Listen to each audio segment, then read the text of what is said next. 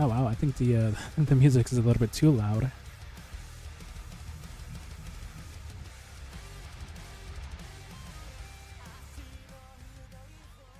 Yeah, let me see if I can just scroll it down a little bit further. Ah, hey Speed. Hey Zane. Hey Tunette. Yeah, it's really nice to see you all here.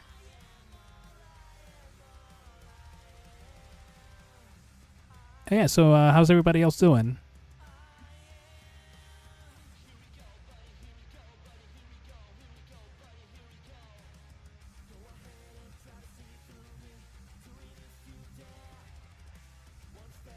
Doing good.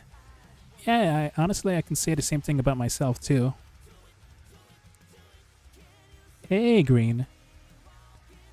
Yeah, how about you? How you doing?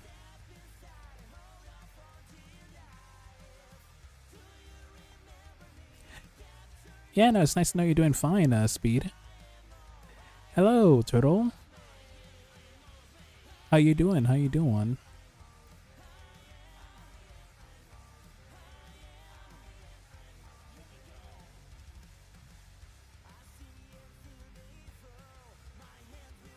Oh yeah, so actually I was browsing through my playlist on YouTube. Basically, it has like a collection of like different essay videos. Actually, I found some really good ones from like a couple of years ago. Yeah, so I can't wait to share them with you all. Oh, doing good. All right, that's good to know, Turtle. Oh, and of course, today's live stream is gonna be pretty short. So basically, like another 3 hours, or maybe 3 hours and 30 minutes. Yeah, but basically, I'm just gonna be doing like three different sketches.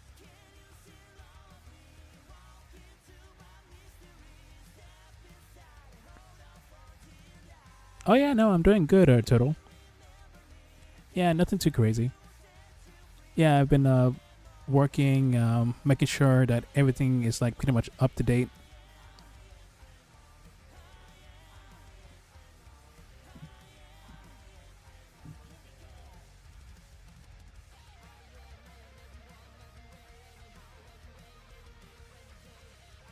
Yeah, I'm probably gonna do the first spin at exactly.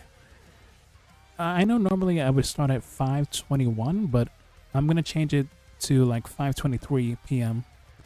That way, that more people can show up.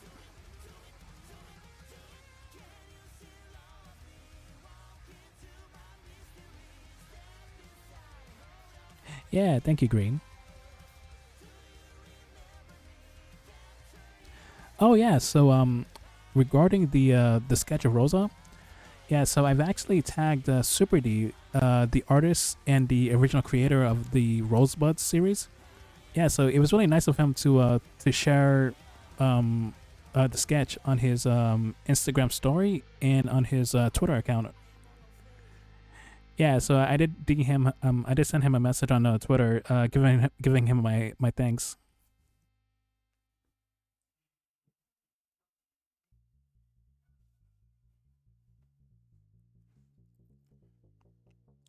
Oh, hey, Atomic. Yeah, happy Thursday to you too. And yeah, hey, Mew.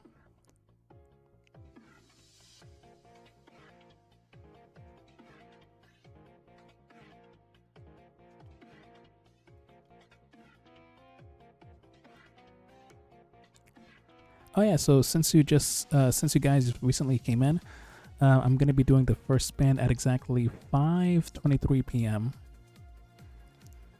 Yeah, so that's gonna happen in 4 minutes.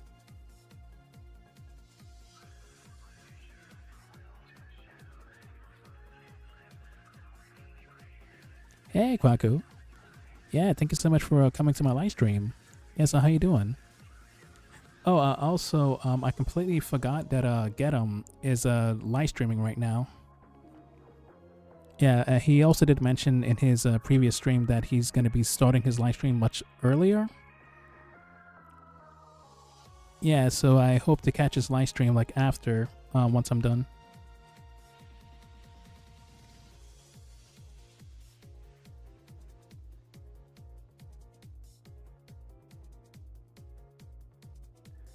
Yeah, no, it's really nice to know that you're doing good, Kwaku.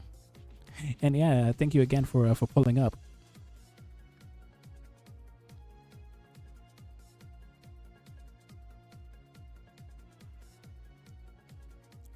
Oh yeah, let me see what Speed says. Well, Dead or Alive is coming back.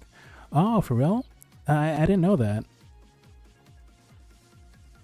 Oh, so is it like a new sequel or something different?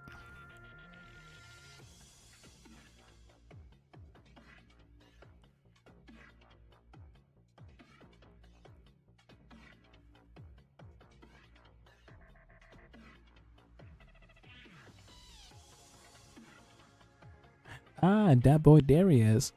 Hey, thank you so much for coming back, dude. It's been a while.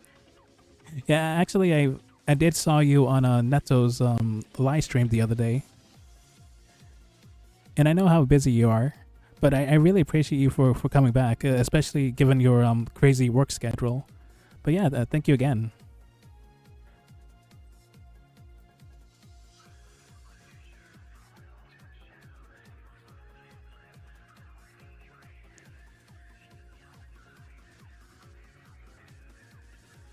Oh wow, that sounds pretty exciting, Speed.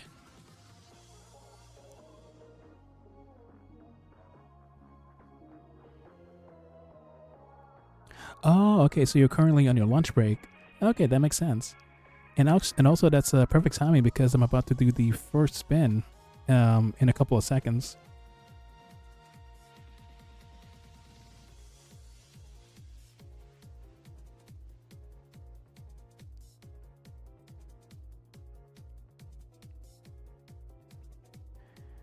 Alright, so let me see if I can bring out the rules and the wheel. There we go. There we go.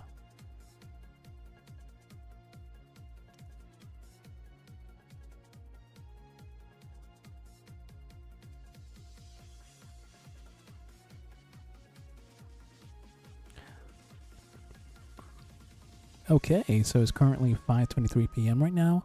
So as always, if anyone is interested in getting a free sketch from me, feel free to drop your names in the chat, and I'll be more than happy to add your names to the wheel. And of course, if there's like a current ad break going on, I'll make sure to type in names in the chat so that everybody else is aware.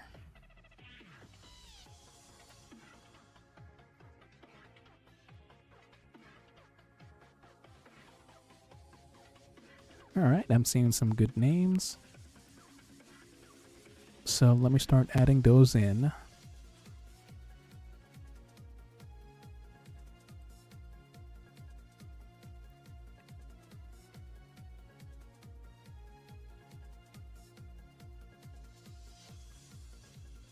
Alright, let's see here. We got green.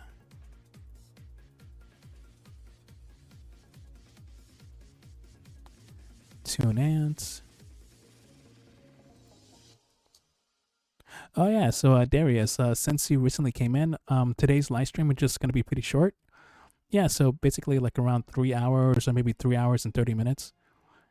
Yeah, mostly because I'm just gonna be accepting like 3 different sketches.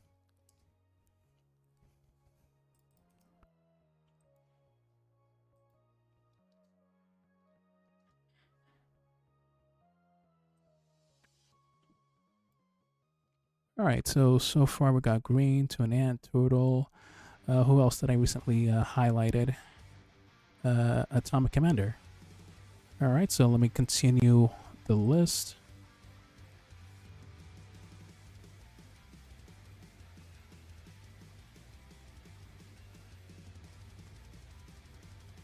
Okay, let me add in that boy Darius. Oh, hey, Draple. Yeah, thank you so much for coming back. Yeah, so how you doing?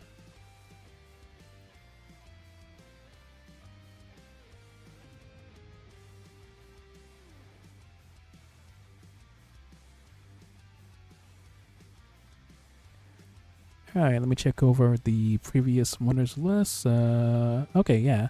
Oh yeah, so Draple, do you want to participate, or you're good, or are you good for today?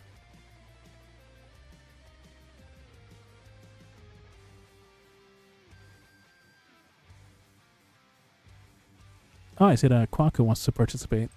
All right, so let me add him to the wheel.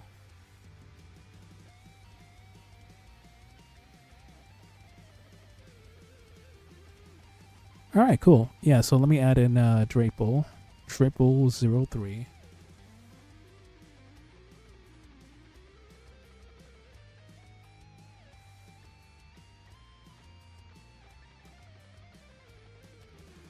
All right, so I think that should be everyone. So yeah, so is everybody ready for the first spin?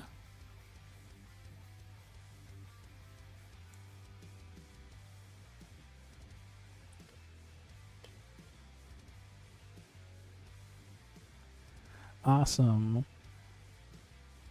Also, I'm pretty sure I saw Zane. Oh yeah, there's I see his comment. Yeah, I see he said sleep. But yeah, so I hope you're doing good, Zane.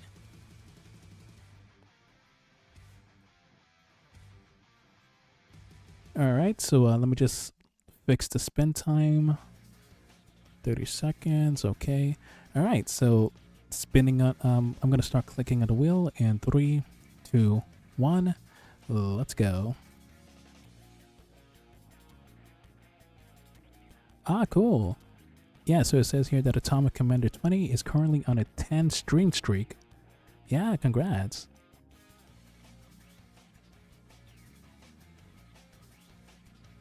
Oh, hey, Epic. Yeah, winner watching the spin. Nice, nice, nice.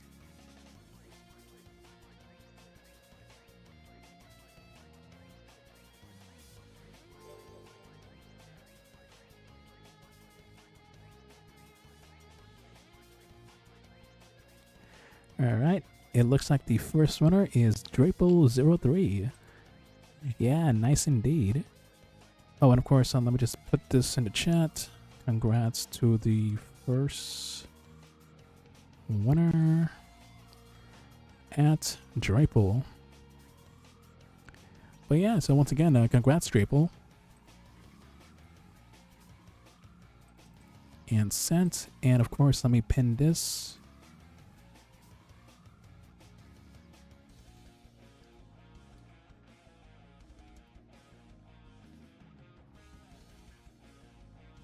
Oh yeah, sure thing. Oh yeah, try not to take too long.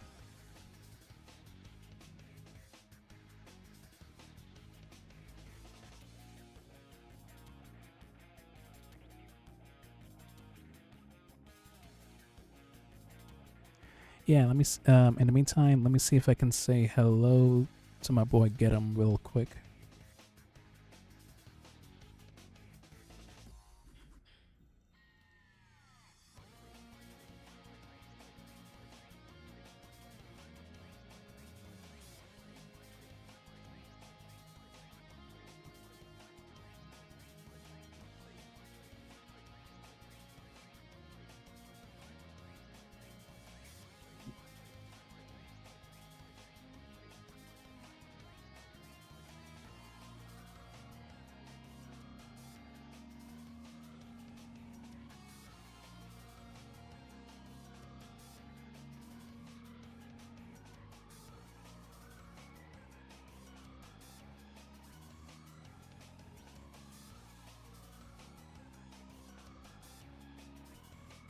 All right, there we go.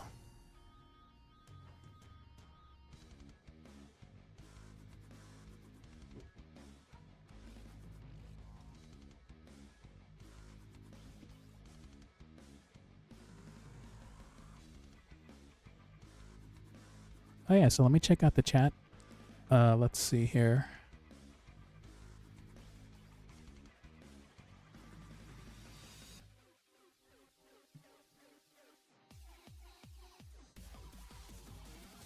Oh yeah, no. So I was actually just watching my friend's live stream.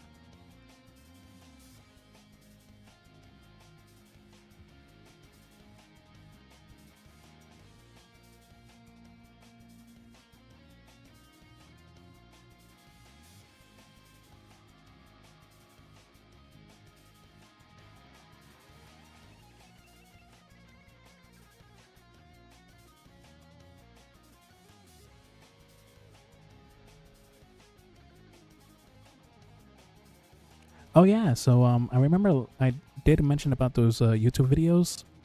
So let me see if I can start playing one of them right now.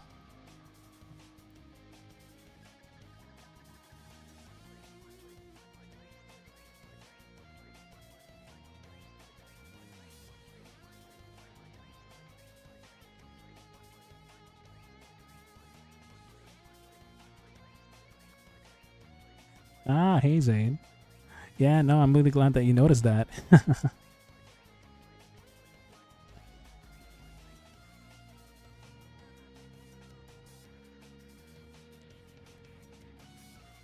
All right, let me see here. So, okay, here it is, the YouTube capture.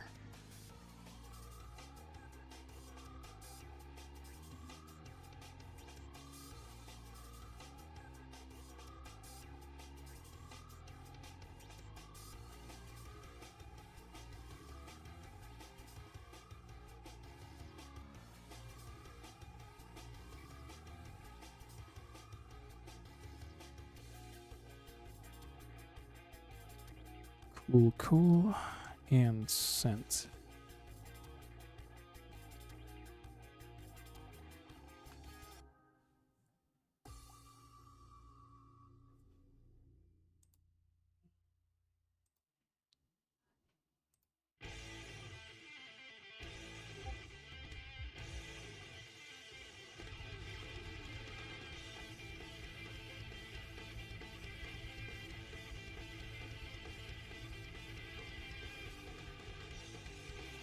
Anyone raised in the late 90s and early 2000s remembers that Oh, and of course, let me just get rid of the wheel so that everybody else can see the video. the genre-defining Dragon Ball Z to the comedy action stylings of the Powerpuff Girls.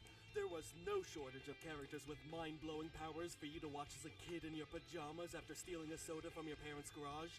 But I'd argue that one of the most influential shows of this nature was the critically acclaimed Ed, Edd, and Eddy. After a somewhat slow and tame first season, this show became nuts. A non-stop barrage of relentless action with characters performing superhuman feats on a regular basis. Now, while the Dragon Ball Z fan base has no shortage of power level comparison videos, for Ed, Edd, and Eddy fans, that task is a bit trickier, as many of the characters seem to be on a more even playing field. But I knew it could be done. I've watched every single episode, I've taken notes, and I've done my best to rank every single main character in this show in order to make what I hope will be the definitive Ed, Edd, and Eddy tier list. A quick disclaimer, I'll only be ranking the 12 staple main characters we've seen throughout the whole show. One-off characters like Ed's imaginary friend Jib, the alternate reality Cupid Jimmy and Sarah, and even Eddy's own brother won't be appearing on this list. I apologize to fans of these characters, but simply put, there's just not enough data to determine how well they'd stack up against everyone else. Also, yes, the characters in the individual tiers are ranked themselves, meaning characters further left are higher than the ones on the right. And one last thing, though it is a fan favorite, I won't be using data from 1 + 1 = Ed, as it's mostly a non-canon filler episode. That's what's gonna happen, without further Turtle. ado, this is what did I call it? This is Gross Creepy Dork with Terrible Diction Productions, and let's ed it up. First up, we have the D tier, and yeah, I doubt most people would be surprised seeing Jimmy at the very bottom. Now, I'm not saying that he has no redeeming qualities, because there are a few. It's shown that he can be rather crafty and cunning, coming up with his own successful scams, and there was even one time when he was able to deceive all 3 Eds. Oh, Shadow Waldo. Nom nom nom nom. Hey, thank you so much for coming to my live stream. Oh, actually, looking at the chat, it says that you're a first-time chatter. Hey, thank you so much for coming here. But yeah, sorry if I sound a little bit nervous. Yeah, but yes, how you doing? Weighs any chance Jimmy had at rising from the bottom. In terms of physical strength, Jimmy's got pretty much nothing. He has occasionally managed to best some characters above him, but they've often been ones that are only a couple of notches higher. I mean, there was the episode Hand Me Down Ed, where Jimmy received a tremendous power boost, but that wasn't due to any training on his part and was more achieved through the reality-altering powers of the boomerang. In fact, it was Jimmy's own lack of strength that made him so powerful when coming in contact We got the with Miko Corones. The only other physical feat I can recall is his sumo wrestler transformation. Oh, and of course, right now I'm just waiting on Drapo. He's the first runner of the art raffles today. Yeah, so... Oh, okay, I see he sent me a message. And his mobility becomes practically nothing. In fact, Jimmy's greatest advantage... Yeah, he's gonna send me the idea and references right about now. Friendship he's established with one of the most powerful characters in the series, but that does very little to improve his own stats and likelihood of winning. Sorry there, Jimmy. Love you as a character, though. Let's move up to the C tier, where we have the first of our main trio. Now, Yeah, no, actually I've been streaming for maybe a full year or even more. Yeah, actually I started like maybe like last year. But unlike Jimmy, Double D has some clearly And currently this is my 103rd art raffle. mostly stemming from his Yeah, so I've been doing these for a very long time. Smart Cookie, a character many believe to be Oh, the cool. most intelligent one in the entire Oh yeah, thank you so much for the follow, man. that I'm not sure I quite agree Yeah, with, no, I really but appreciate more it. on that later. His main strength would have to come down to his inventiveness. Double D has been able to build some amazing contraptions using nothing but everyday items found lying around. Not only that, but he's also been shown that he's able to build devices like this completely on the fly, proving that... Oh yeah, so Shadow Waldo, is there anything new going on with you? Yeah, so how's life? In a combat scenario, I feel like they wouldn't quite hold up as well. Their durability tends to be on the flimsy side due to the unstable methods of their construction. But still, Double D has created more simple and compact devices that would be able to make up for some of his physical limitations. But now we get back to the question of whether or not I believe Double D is the smartest character on the show, and... well... that all Alright, depends on that's how you cool look to at know, it. that's cool to In know. terms of being book smart, well, yeah. Oh yeah, so I'm still waiting on Drapo He's to clearly send very me well-educated his in all sorts of idea texts and references. scientific research and stuff like that. Thankfully I got Where this I feel nice he YouTube lacks video in to terms keep of you things like guys street smarts preoccupied. and his social abilities and sometimes even common sense. I mean, Double D has been fooled by some pretty obvious and ridiculous tricks in the past, usually as a result of his overly neurotic nature. He also seems to lack a certain sense of craftiness. that Oh many yeah, other no, I'm doing characters good. possess. You Given know, I've Double been like D's keeping myself intellect, busy you'd with think he'd have work already from my studied and full-time job. researched all the weaknesses I of still draw, that kid in order mostly to be just able to on exploit commissions. them, but But hopefully I'll be able to like focus on some of my personal projects. to control others, and they've never worked out. But yeah, in terms of health, I'm doing well. Just I'm still exercising a lot. But yeah, so everything has been like going pretty well on my side. In order to educate them, but he was completely ignorant to their interests, being blinded by his own ambitions to the point where he ultimately failed to engage any of them, and the whole plan crumbled around him. There is one exception to this, however, and it's with the other Eds. I suppose it's because he spends so much time with them, but he is actually able to deceive them and play to their own strengths and weaknesses. The episode Eds and Tails is a great example of that, where Eddie and Double D end up racing each other for a jawbreaker, with both of them employing all sorts of underhanded tactics. Oh yeah, so for following me, let me just give you a little gift. Match for Eddie here. Let me see if I can Some people might find it. disagree with this placement, but this is honestly how I feel about the character. Naz. There we go. Naz. The character with probably the goofiest sounding name in the whole show. Seriously, has anyone in the history of humanity ever named their child Naz? I kind of love it, not gonna lie. But what she lacks in a normal name, she makes up for with a rather interesting set of abilities, mostly stemming from her feminine charms.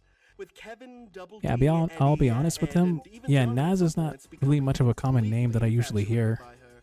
That's not the entire cast, mind you, but it's a good amount which she has some serious potential against. Now, her physical strength level is probably about a notch or two above Double D's, which isn't saying that much.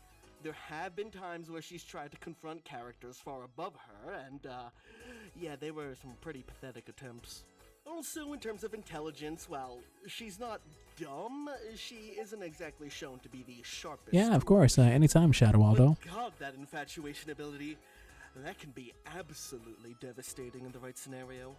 What's ultimately holding her back are a couple of things. For starters, she doesn't seem to be all that aware of her own abilities, or at least not aware enough to actively train them, as she mostly appears to be completely oblivious to her potential.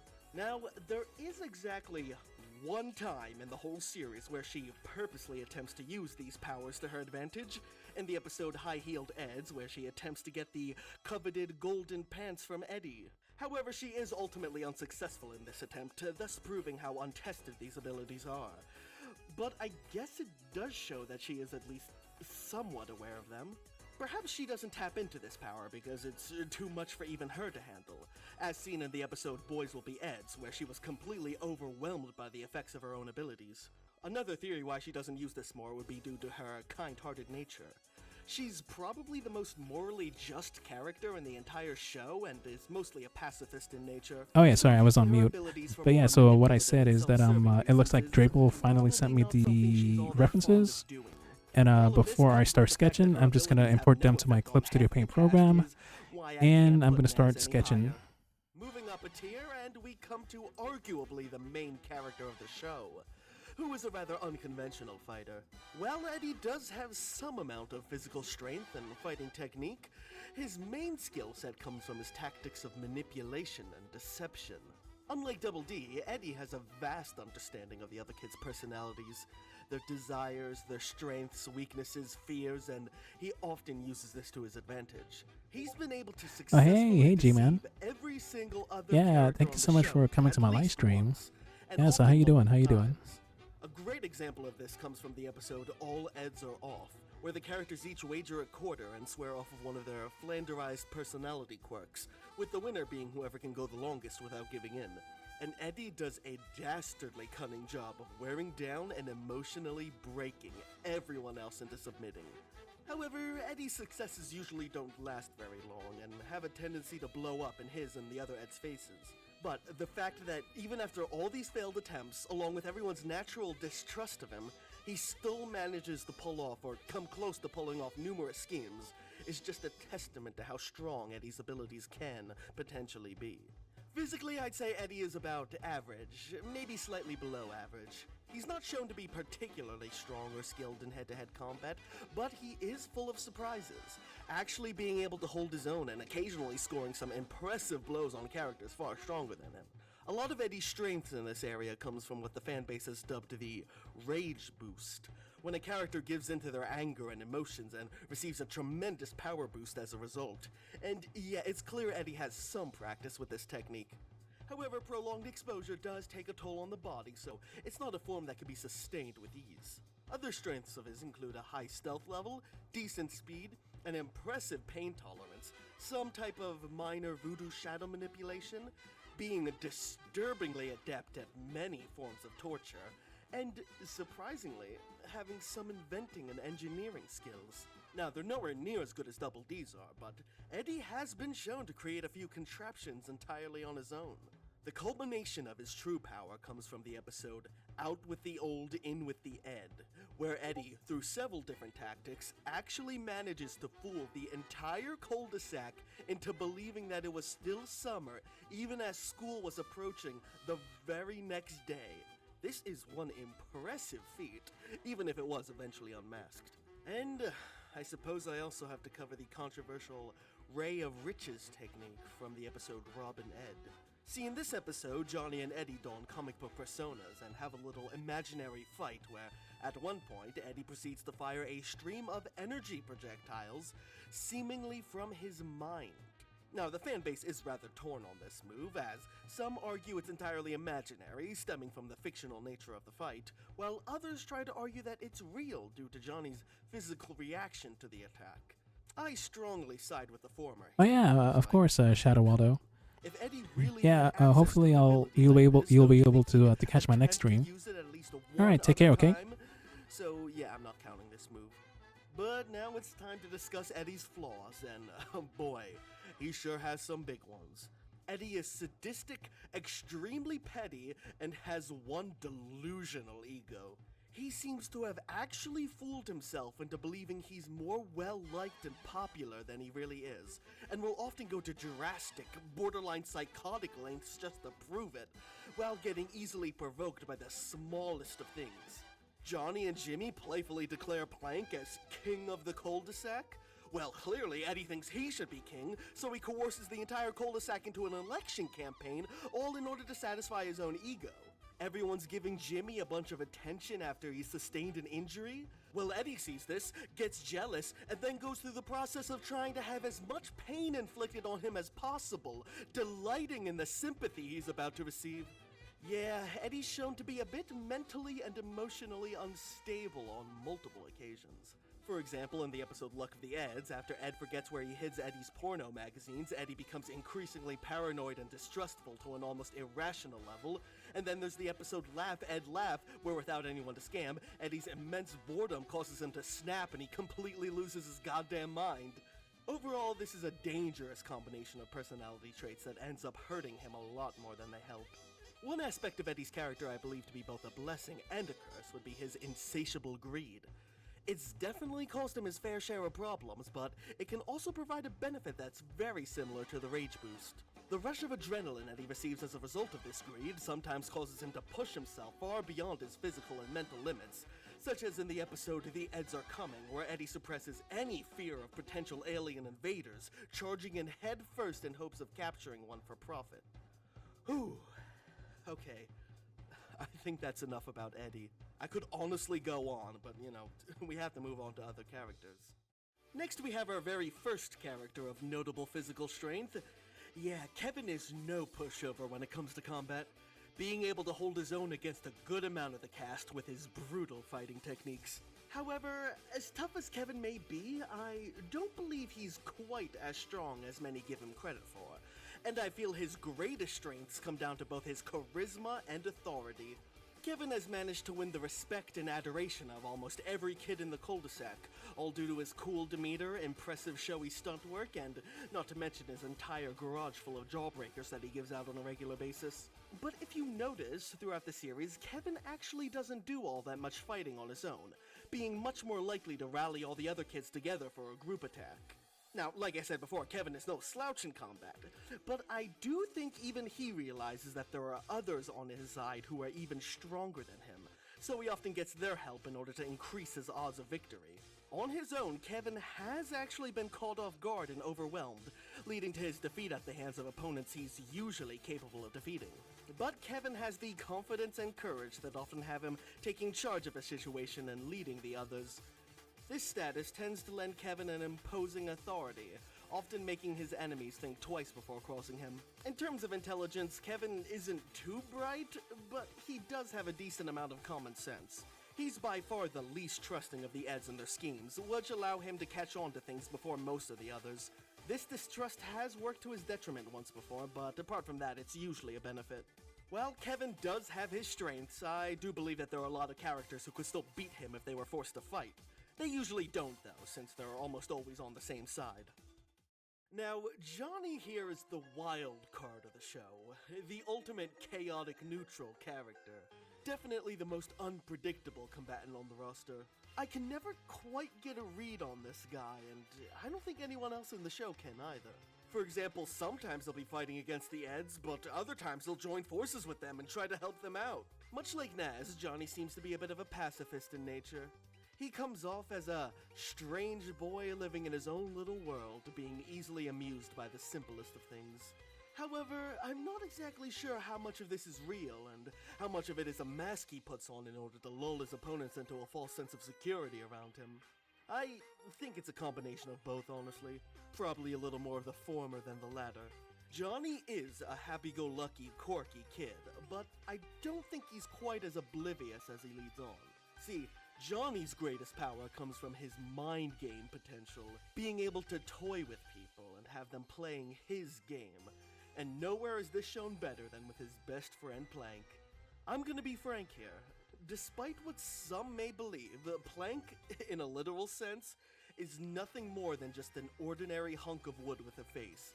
He doesn't have any supernatural powers or any actual consciousness of his own. However, despite this, Plank does actually have his own personality and characteristics separate from Johnny's, but they all stem from Johnny's imagination. He is so thoroughly convinced that Plank is alive that he gets everyone else, who all know Plank is nothing more than an ordinary hunk of wood, to fully acknowledge him as a separate person and play along with Johnny's game.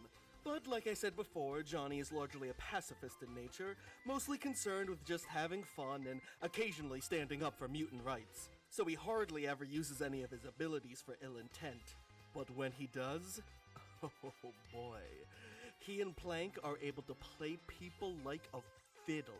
One of the best examples of this, of course, comes from Gimme Gimme Never Ed, where Johnny and Plank end up toying with the Eds throughout the whole episode, getting them to build increasingly more elaborate and expensive thrill rides for Plank, and then, through one decisive move, they end up swiftly defeating all three, getting their money back in the process.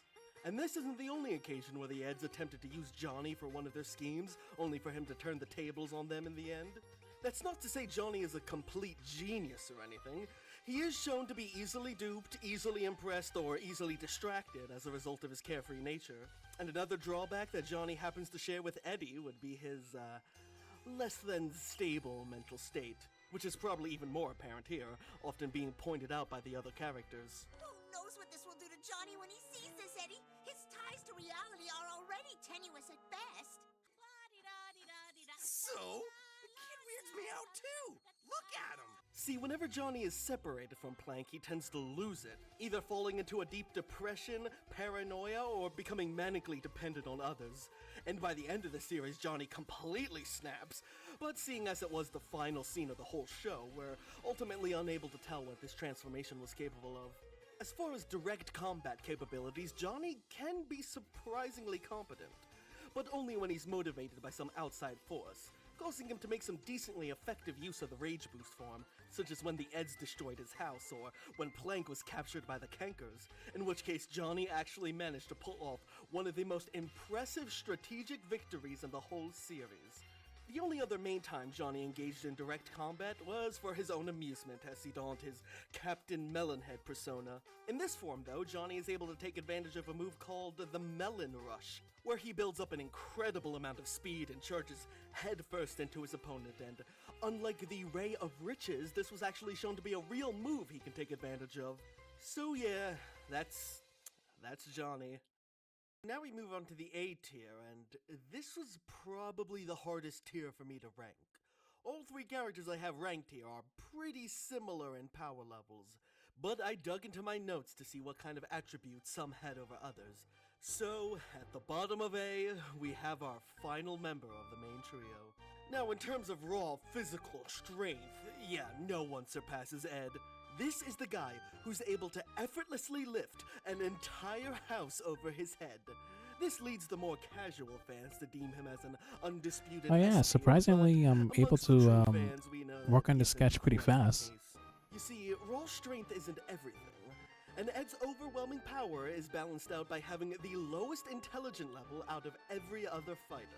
Ed doesn't have any fighting techniques, any strategy, any sort of skills in combat outside of just being really, really strong. This frequently causes him to be easily defeated by characters who are often far weaker than him strength-wise. But let's not underestimate him either. I'm placing him this high for a reason. He is damn strong, and if he tries his hardest, has a good chance of defeating many of the cul-de-sac kids. Ed might seem like a predictable one-trick pony, and for the most part he is, but he does have access to quite a few unique forms that he's managed to see some success with. One of the most popular being the monster form.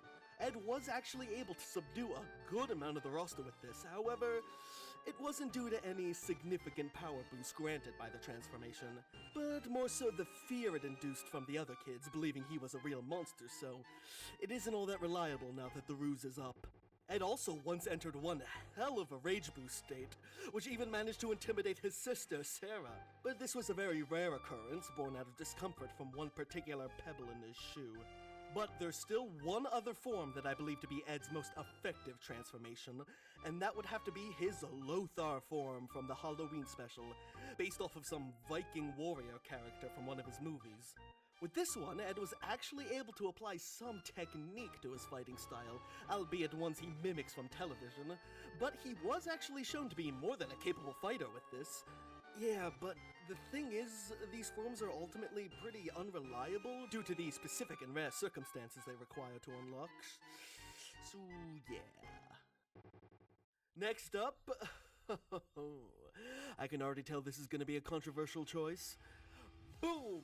Marie Canker! Now, I know what you're thinking. What? Joe, you're putting a Canker sister this low? And it isn't May? You're actually putting Marie below May. Alright. Let me explain. Yes, the Canker sisters are the most powerful and feared group in the entire cul-de-sac. The mere mention of their names is enough to make people shit themselves, and yes, as a group they're an almost unbeatable force. But I'm not counting them as a group, am I? I'm counting them individually, and unfortunately, Marie doesn't have as much to show on her own. Now, don't get me wrong, she's no pushover, and she has a couple of solo victories under her belt, showing that she is quite a capable fighter. But much like Kevin, she seems to do most of her fighting as part of a group rather than on her own. Fitting how they're voiced by the same actress, too. Watching them run around so much is making my armpits sweaty. Hey, dork! Say cheese! By herself, Marie has actually been shown to struggle against some characters like Johnny and, well, especially her sisters. I mean, sure, she does manage to score some hits against them, particularly May, but these confrontations usually don't last long enough to determine an outcome, and I'll get more into this later when I talk about her sisters, but while May is often treated as the butt of the group, often getting pushed around by both of her sisters, I think Marie knows, deep down, that May is actually stronger than her. Take the Valentine's Day special Hanky Panky Hullabaloo, for example, where May and Double D end up falling in love with each other, mostly resulting from the interference from an alternate reality Jimmy and Sarah. And because Double D happens to be Marie's main ed, yeah, she's not too happy about that. Now, romance is something the Cankers take very seriously, so you think all this rage bubbling inside of her would cause Marie to directly confront May, perhaps even challenge her in a head-to-head fight, but nope, she doesn't. Instead, choosing to simply vent her frustrations through passive-aggressive artwork. It's only after getting Lee to also disapprove of the relationship that she decides to do anything about it, with Lee at her side, of course. This, to me, proves that Marie Canker might actually be the weakest link of the Canker sisters, and I do think there are a couple of characters that could beat her. And if you could, please hold off on your comments until you see my description of May. Then feel free to comment away. But who knows, it's shown from a deleted scene in one episode that Marie does drastically bulk up in the future, so perhaps she becomes even stronger then. And at the top of A tier, I'm placing Rolf. Now, in the beginning of the series, Rolf wasn't all that impressive. He was probably around Kevin's level, showing some decent strength and competent fighting abilities, but at the same time he could also be defeated or deceived rather easily. His lack of understanding of his current environment also didn't help with that. But, Rolf's been doing some serious training, and has managed to significantly increase his strength, durability, and fighting techniques. The constant farm work he does on a daily basis has pushed Rolf far beyond what he once was, having probably the most drastic increase in power levels of any character throughout the seasons. Watching the Season 5 episode, Boom Out Goes the Ed, it's apparent just how far Rolf has come, in comparison to a character like Kevin, who's done very little training and has just sort of stayed at a flat constant. While not quite possessing the raw strength of Ed, Rolf has performed some impressive physical feats. This includes tearing down trees, crushing boulders, and even being able to push his entire house several feet back. Though Rolf does have strength to spare, it's his fighting technique and combat skills that truly put him at this spot. Using a variety of weapons from his bare hands to pitchforks, a large fish, his hat of discipline, and even his own goddamn shoe. He also has a whole farm full of animals with some decent power levels at his beck and call. Most notably Victor the Goat and Wilfred the Pig, with Wilfred in particular having some great synergy and combo moves with Rolf.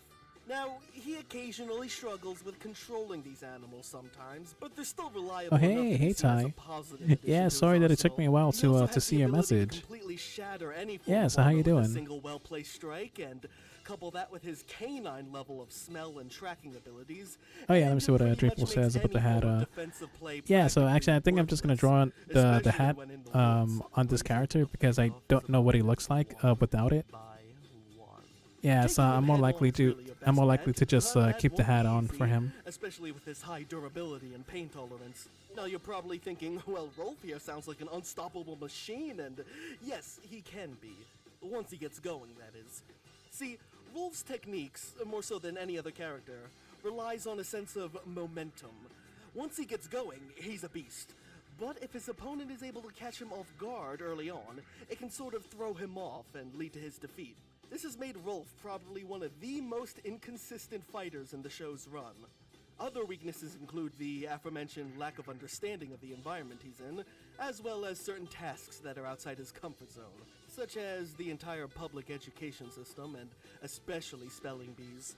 It's also shown that a constant protein diet is basically the source of his strength, as without it his power level drastically drops. Another Yeah, of albeit course, anytime, unconventional Drapo. strength of Rolf's would be his Oh, so you just woke up, Ty. lack of Honestly, I'm not that sexual surprised urges. given, I you know, can't how believe I'm different actually our using time that zones are. sentence in an edit and But yeah, no, I hope you Yeah. you slept well. Rolf isn't shown to have any attraction to either gender, which is often depicted as a weakness for so many characters.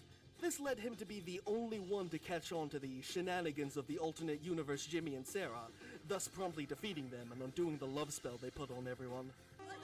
Come here often, big boy. What happened? Weaklings? S tier, here we go. No more fucking around. First up, we got Ed's little sister Sarah, and oh boy, this little kid's a threat. Now, I've mentioned the rage boost before, and we've seen quite a few characters dabble in this technique, but Sarah has downright mastered it. She's able to unleash this form in the blink of an eye, sustain it for extended periods of time, and take full advantage of it without suffering any of the drawbacks. You see, in her base form, Sarah honestly isn't all that powerful. The problem is, she's rarely ever in just her base form, always keeping some lingering amount of rage power flowing inside of her, so she's able to more easily crank it up to 11 at a moment's notice. Remember that point in Dragon Ball Z where Goku and Gohan mastered the Super Saiyan transformation and they were able to just walk around in that form like it was nothing? Well, that's basically what we have going on here. For most characters, having a bad temper would be a drawback, but Sarah takes this flaw and weaponizes it, making her a goddamn bulldozer plowing over anyone who's in her way. Oh, and if you think her temper is the result of a lack of control over her emotions, please. Sarah has a tremendous control over her emotions, putting aside all other feelings except blind rage when needed. For example, she does happen to have a minor little crush on Double D, but that sure doesn't stop her from beating the shit out of him on numerous occasions if she has to. One of the only weaknesses that Sarah does have, besides there being a couple of characters even stronger, is that, well, she's pretty young, and thus her naivete can get the better of her. I used a big boy word.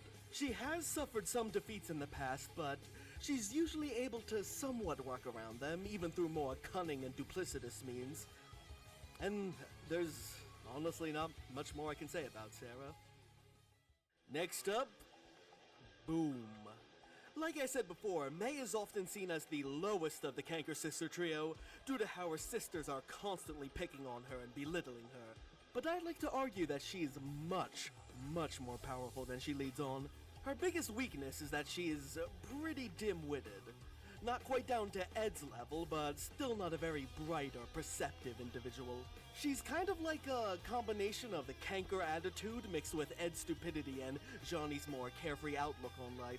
Which is why her sisters, even the less powerful Marie, are able to frequently bully her. She's not quite as bossy as them, and even seems to be rather content with her status. But unlike Naz or Johnny, it doesn't take much to provoke her to fight back, particularly against Marie, who she usually exchanges equal blows with. So at the very least they're at the same level, right? Well, that's how it seems. But in actuality, May has an enormous and frightening amount of hidden power stored up inside of her. Power that, when unleashed, goes far beyond a simple rage boost and transcends to a nearly godlike level. First being shown in the episode Ed Overboard, after her sisters pull a vicious prank that ends up pushing her way too far. And then, boom, it happens. May's power level explodes to immeasurable proportions as her sisters are completely overwhelmed, forcing even Lee to take cover and try to come up with some sort of strategy to subdue her. Luckily for them, she is calmed down by the doll of her love interest, Ed. But I want you to pay close attention to what happens afterwards. May seems to be in a vulnerable state right now. Her defenses appear to be lowered and, well, she's crying.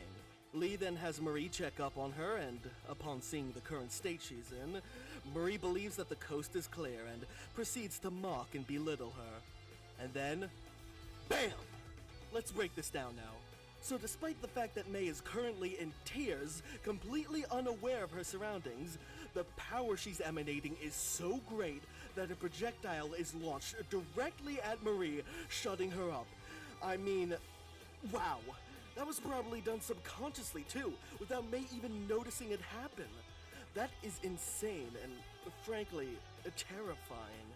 We actually don't see May tap into this level of power again until hanky-panky hullabaloo. Once again, she was being teased by her sisters about her Valentine's Day card, and once again, her power level skyrockets, and she's able to swiftly overpower both sisters.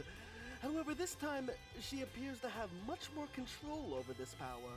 Now, it's never directly stated or shown, but it is heavily implied and speculated that Lee has actually been training May off-screen in order to get her to better harness this unfathomable potential. So, much like several other characters on this list and their immense power boosts, this seems to be one that's only triggered under the right circumstances.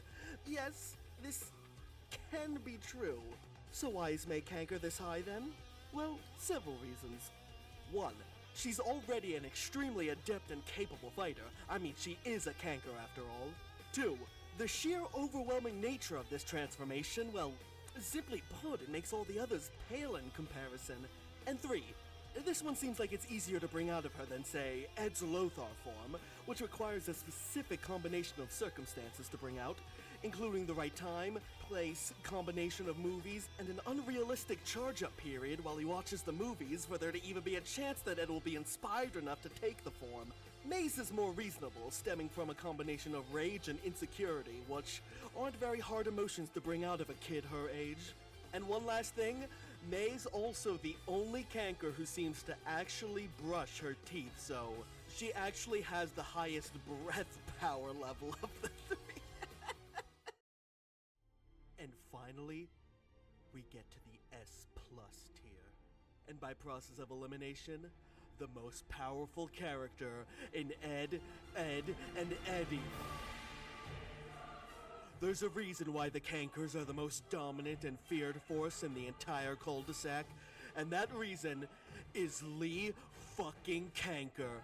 Sure, her sisters are formidable in their own right, but they don't even come close to the absolute demanding presence and authority stemming from Lee's dominant level of power and abilities. Oh yeah, so Drapo, if you're still there, quick question. So, do you want me to give abs to this character, or no? Lee Canker is the closest thing to Oh, no, and of course, just in case if you don't hear me, let me just send you a quick ping on Discord. Yeah, I'm basically just gonna send you the same question. Chaos and misery while satiating her own lusts and desires. Okay, now you might be saying, that's a little far, Joe, and yeah, you might be right, that god line was a little ridiculous, but I don't know, I thought it might have sounded cool. I mean, there are plenty of times where she's traded equal blows while sparring with her sisters, right? So is she really that much stronger than them? Yes, she is. Seriously, Lee is leagues above her sisters. Sure, May has her overwhelming power boost, but it's still a bit unrefined, and Lee can both outmaneuver and outwit her. As for the trading equal blows thing, you seriously think Lee is fighting at her max power? Think about it. Her character is all about delighting in sick and twisted thrills, and if she were to always fight at full power, life would become far too predictable and boring for her. Pay close attention to when the Cankers are sparring with one another. Often you'll see the three battling it out on a more equal level at first, but as soon as Lee's had enough and things need to get serious, she simply turns her power up a notch and then effortlessly puts an end to the fight. Now, that's not to say Lee is untouchable, far from it. Unlike, say, Dragon Ball Z, the enemies in Ed, Edd, and Eddy aren't portrayed as these unflinching walls in order to artificially increase tension without expending much creative effort. At the end of the day, these characters are still technically human, and humans are vulnerable creatures. So, as powerful as Lee is, she still can get caught off guard and take damage, with the most notable occurrence of this being from, believe it or not, Double D, when he accidentally dropped a heavy object on her foot. Now, this wasn't enough to be considered a definitive defeat, in my opinion, as Lee could have easily beaten Double D even with this injury. She just saw little point in doing so at the moment.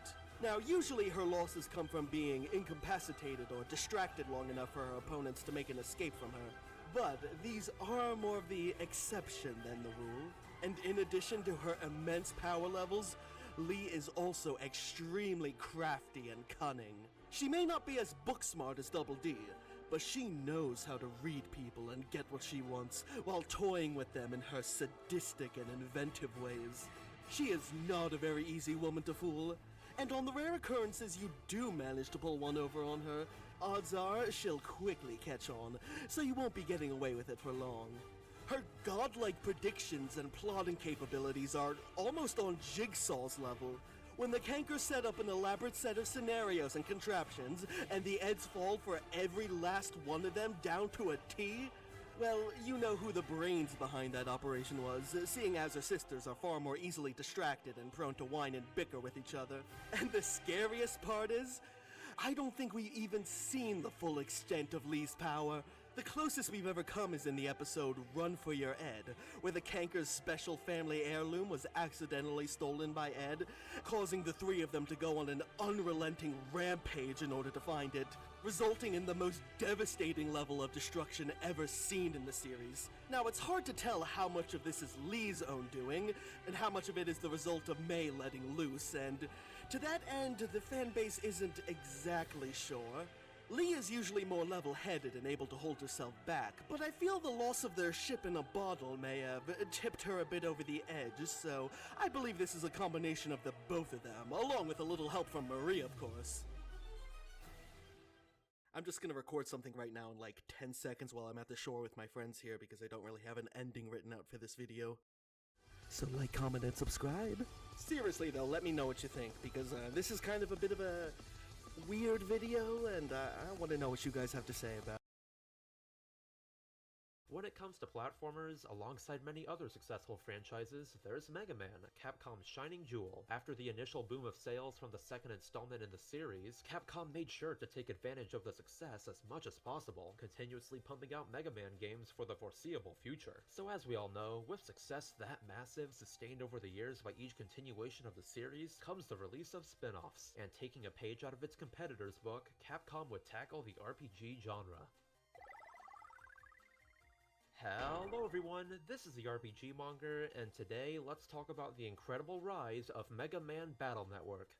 Developed as a launch title Alright, for looking Nintendo's good, newest looking Game good. Boy, the Game Boy So I think Advance, now's a good time Thus, for me the to start Battle cleaning Network up based core the concepts of sketch. project around things Yeah, I that just were gotta make popular at sure the I time, lower mainly the the semi-recent boom of transparency. trading Oh, card actually no, games before I and even do popular that, I games gotta associated with them, like merge Pokemon, for the two example. layers The question together. is, how would they merge something like that with a platformer like Mega Man? To put it simply, they needed to make something entirely new, and that's exactly what they did. Rather than the robot-focused world that Mega Man games usually surround, Battle Network is based on a what-if scenario, the world being the result of technology going towards the development of networks and the internet instead of robots. It's a neat setup that creates a believable future, especially with the game releasing in 2001, right when the internet was in a period of sizable growth. So rather than being a robot in Battle Network, Mega Man is a program called a NetNavi, serving as a kind of electronic companion for the main protagonist, Lan. Yeah, It's thank you, something like Ty. Siri, except rather than Yeah, this sketch constantly right here is coming misunderstanding what along you very say, it's your nicely. best friend and goes into the internet to fight And viruses great and other indeed. series, maybe even an Alexa or two. And rather than being in something like a smartphone, Navis are usually contained in what's essentially a smart Game Boy Advance called a pet. Though on that note, before talking about the game's world anymore, let's talk about the main reason you'll want to play Battle Network in the first place, the battle battle system. Pushing active turn-based battles to a whole new level, Battle Network features a fast-paced, innovative battle system that takes place on 18 different panels, 9 for megaman.exe and 9 for the enemy. In battle, both you and the enemy can move onto any panel that's on your side, movement serving as a way to both dodge incoming attacks and line attacks up to the panel the enemy is on. Already, it's an incredible basis for the game's battles, the simplicity of it providing a lot of space to implement further mechanics surrounding the panels in battle, but that's only half of it. While you can shoot an enemy in battle or hold the button down to use a charge attack, the real attacks you use come in the form of chips. Serving as the game's answer to adding some form of trading card concept into the game, battle chips each contain a unique attack or action, chips also being assigned a certain letter. Normally, you can only select one chip out of the selection you're given each time the custom gauge fills up, but when chips have the same letter or are the same type of chip, you can select as many apply, producing a definite tactical aspect throughout the game, the importance of building a folder with chips that correspond to one another being vital. And adding on to that, if you manage to line up certain chips that have the same code or their codes line up alphabetically, Mega Man can use a program advance, allowing you to use a far stronger attack than normally possible. Let me tell you, there's nothing more satisfying than lining one of these up, especially if you're fighting a boss and need to do damage fast. I only wish I would have taken advantage of program advances sooner, as I kinda didn't until halfway through the second game. Look, I know I'm dumb. Sometimes Monkey Brain sees powerful chips, and that just overrides actually setting things up strategically. Also, when you want to have a wider selection of chips in a battle, the add button will temporarily add another row to select from, at the cost of a turn. Though to get more chips to use in battle, most actually come from enemies, their main attack or an aspect of it usually being contained in a chip, the most powerful chips coming from other navies on the off chance that you fight one. And outside of battles, you can customize Mega Man to make him stronger, giving him certain armors that make him strong against certain elements, and applying power-ups you can find to strengthen one of 3 stats. It's seriously such a great battle system, and being perfectly honest, when it comes to actually dodging attacks on the panels, Battle Network can seriously put you to the test, some fights requiring your absolute focus to win. But anyways, while the battle system is one of the best parts of the game, it's not the only thing Battle Network has going for it. You see, with the game being centered on the internet and networks, Battle Network has the charm of how the internet was perceived in the early 2000s, and as someone who grew up in that time, it has a very specific nostalgia to it that not many things have. And while traveling across the internet as millions of E's fly by is great and all, one of my favorite bits is the ability you have throughout the game to jack into all sorts of devices. Not only is it neat seeing all the unique dialogue of the programs inside, but it gives you a minor sense of discovery each time Lan finds another thing to jack into. Plus, every time you find a new one, there's bound to be at least one useful item to get inside, so it's always worth your time. Though before I gush about Battle Network anymore, it's time to go into its story. Set in the futuristic year of 20XX, Battle Network is based on a pretty probable future, even more so now than when the game was made, where just about everything in your everyday life is connected to the internet. Basically, it's a world of smart devices, something that in the current year has already kind of started happening. The problem is, rather than appliances and computers having adequate protection to prevent viruses, everything in the Battle Network universe may as well be running on McAfee, as it seems like every other day there's a smart device that causes mayhem after being hacked. And above all the criminals who commit these net crimes, none are more prolific than the Net Crime Syndicate World 3, or the WWW as it's abbreviated, which of course is led by this universe's version of Dr. Wily. In fact, the game practically starts off with one of these net crimes, as the protagonist Lan Hikari has to prevent his house from being burnt down after his oven starts spewing flames. The perpetrator of the hacking obviously being this game's version of Fireman, operated by a guy who definitely has the looks for the part, that's for sure. Then, not too long after that, World 3 strikes again, this time attacking Lan's school with Numberman.exe, operated by a World 3 operative named Higsby. As opposed to the last attack, here things begin getting slightly more serious, as under the guise of a substitute teacher, Higsby projects World 3 propaganda on the blackboards of each classroom, attempting to brainwash both students and teachers in the process. Thankfully, Lan had Mega Man put a stop to Numberman, but things only escalate from here. Next, World 3 takes a much larger leap, and somehow manages to completely shut down the town's waterworks, a plan that only succeeded due to the group blackmailing a scientist into using his Navi Iceman to freeze the programs themselves. Lan soon discovering that the true perpetrator is Colorman.exe, another World 3 member that managed to escape the scene. Gotta say, this was probably my least favorite stage in the game, the ice mechanics getting kind of annoying after a while. Of note, during the segment, Lan runs into an official net battler named Chod, who over the course of the game would quickly become his rival, fittingly being the operator of Protoman.exe. And speaking of Colorman, after nearly the entire population of AC/DC Town almost got poisoned from polluted water, Colorman and their operator once again caused another disaster, multiple cars crashing or losing control after hacking the traffic system of Den City. Like honestly, if it was always this easy to corrupt such an important system that literally holds lives in balance, how has this world not succumbed to chaos sooner? Regardless, a couple traffic light mechanics later, and a relatively easy fight with Colorman, the day is saved once again. But before continuing on with the story, at this point of the game, there's actually a few optional boss fights you can do, all of them far more challenging than the mandatory boss fights up until now. Of the three, Skullman and Woodman are both mildly challenging, their mechanics requiring a good bit of strategy. And then there's Sharkman. You see, up Oh yeah, until so here, I'm I very thought I was curious. decently So alright at has playing Battle anyone Network, like but played once I the lost Mega to Man Battle Sharkman Network for series probably the 20th time, on I the was Game Boy or like on the especially Nintendo wrong. DS? It's no exaggeration to say that throughout my entire playthrough of Battle Network 1, Sharkman is without a doubt the hardest fight in the game. It probably has to do with me not being remotely prepared for it, to be fair, but man did it take me a while to beat him. And don't even get me started on Sharkman version 2 or 3, I still have the nightmares. Anyways though, next up we've got another take on a classic robot master, Elecman, who fittingly shuts down the power of the science lab right when Lan was there with his family. I've gotta say, out of all the redesigns this game has to offer, Elecman.exe is probably one of my favorites. And alongside him, I hope you like lighting puzzles because that's the main mechanic this time. Plus next to that, this stage has a much more amplified sense of urgency than the rest, since as you go through the stage, if you take too long, the pet's battery will run out, preventing Mega Man from healing after each battle. And while that's a pretty big threat on its own,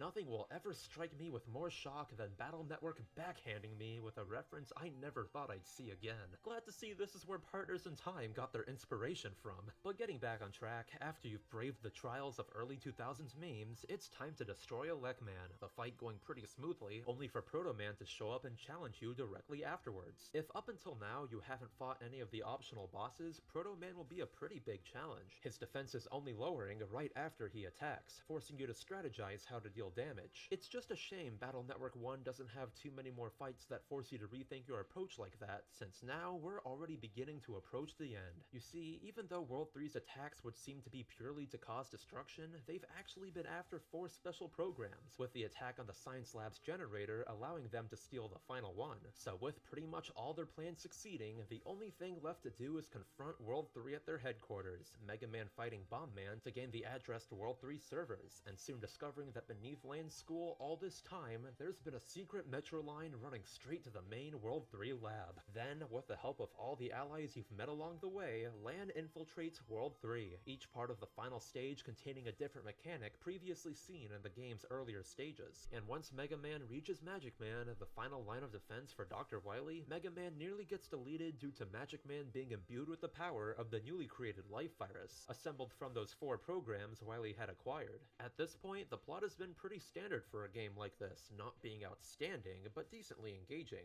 That is, until Lan's father, Dr. Hikari, drops a massive lore bomb. Long ago, before Lan was born, Dr. Hikari had been hard at work trying to create the perfect Navi, complete with its own emotions and desires. The problem was, just making complex programs wasn't enough. There needed to be a deeper form of connection between Navis and their operators. In turn, Dr. Hikari began experimenting with creating Navis based on human DNA, on the basis that if both operator and Navi share the same DNA, they'd be able to grow emotionally alongside each other, creating the ultimate team. In theory, it sounded perfect, but during development, Dr. Hikari hit a roadblock, not able to fully complete his perfect Navi. Then, in his personal life, Hikari had his first son, Hub. As an infant, Hub unfortunately developed a serious health condition with his heart, leading to the baby becoming too feeble to continue living. Distraught, Dr. Hikari decided that he had to keep Hub alive however he could, and to put it simply, using the data he'd collected on the baby, Mega Man.exe was born, making Mega Man Lan's twin brother the entire time. Man, talk talk about going from 0 to 100 just like that. I never would have guessed in a million years that the big twist of Battle Network was that Lan's brother got uploaded to Twitter. Though now, with Lan and Mega Man in perfect sync, it's time to confront Dr. Wily, whose motivations are also revealed. Like I covered earlier, the Battle Network games are set on an alternate timeline, and after Dr. Wily's robot research was rejected, he became increasingly bitter, holding a grudge against not only Dr. Hikari, the son of his rival, but also the entirety of network society and the world in general. So utilizing the life virus, Dr. Wily plans to infect military satellites around the world in order to cause widespread destruction everywhere, demolishing the internet in the process. And now, after all that build-up about the monstrous life virus, once Mega Man finally reaches it, it's, well, kind of a pushover. I mean, compared to Sharkman, the life virus is far more vulnerable. Hell, I didn't even build that great of a folder, and it went down after maybe 2 or 3 tries. To say the least, I felt it was pretty underwhelming. Though hey, that blemish aside, the crisis is averted, Dr. Wily seemingly going down with his lab as it collapses in on itself.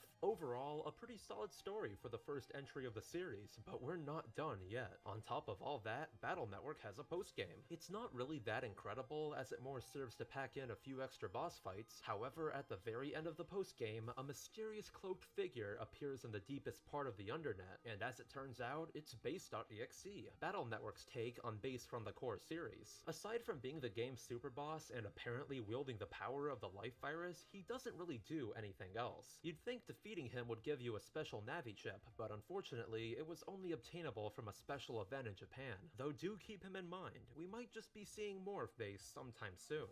Anyways, now with the plot done, Battle Network 1 serves as a solid entry point for the series. It's not perfect, as some mechanics do get old, and exploring the internet can become especially confusing when each area looks almost exactly the same, even when you go into the Undernet. Plus, there's also some other minor weirdness, like only being able to escape battles if you have a chip allowing you to do so. But other than that, it's a fun one. For me, one of the most enjoyable aspects of the game, aside from the battle system, is just how solid all the music is. If the internet theme of the game wasn't so good, those times I spent wandering around hoping I was going the right way would have been far worse. And that battle theme is nothing short of iconic. Where other Game Boy Advance titles are usually remembered for having that particularly fuzzy sound to them, Battle Network made use of the handheld strengths, going full-on chiptune, and man did it work. You have to remember, Battle Network was a launch title for the Game Boy Advance, so for the dev team to hit so many good points off the bat, it definitely shows how talented they were. In fact, years after Battle Network 1 released, Capcom remade the game for the DS, making the remake as a crossover with another certain Mega Man spin-off, though we'll have to talk about that another time. With the resounding success of Battle Network being crystal clear, in the tradition of Mega Man as a whole, it's time to give it a sequel.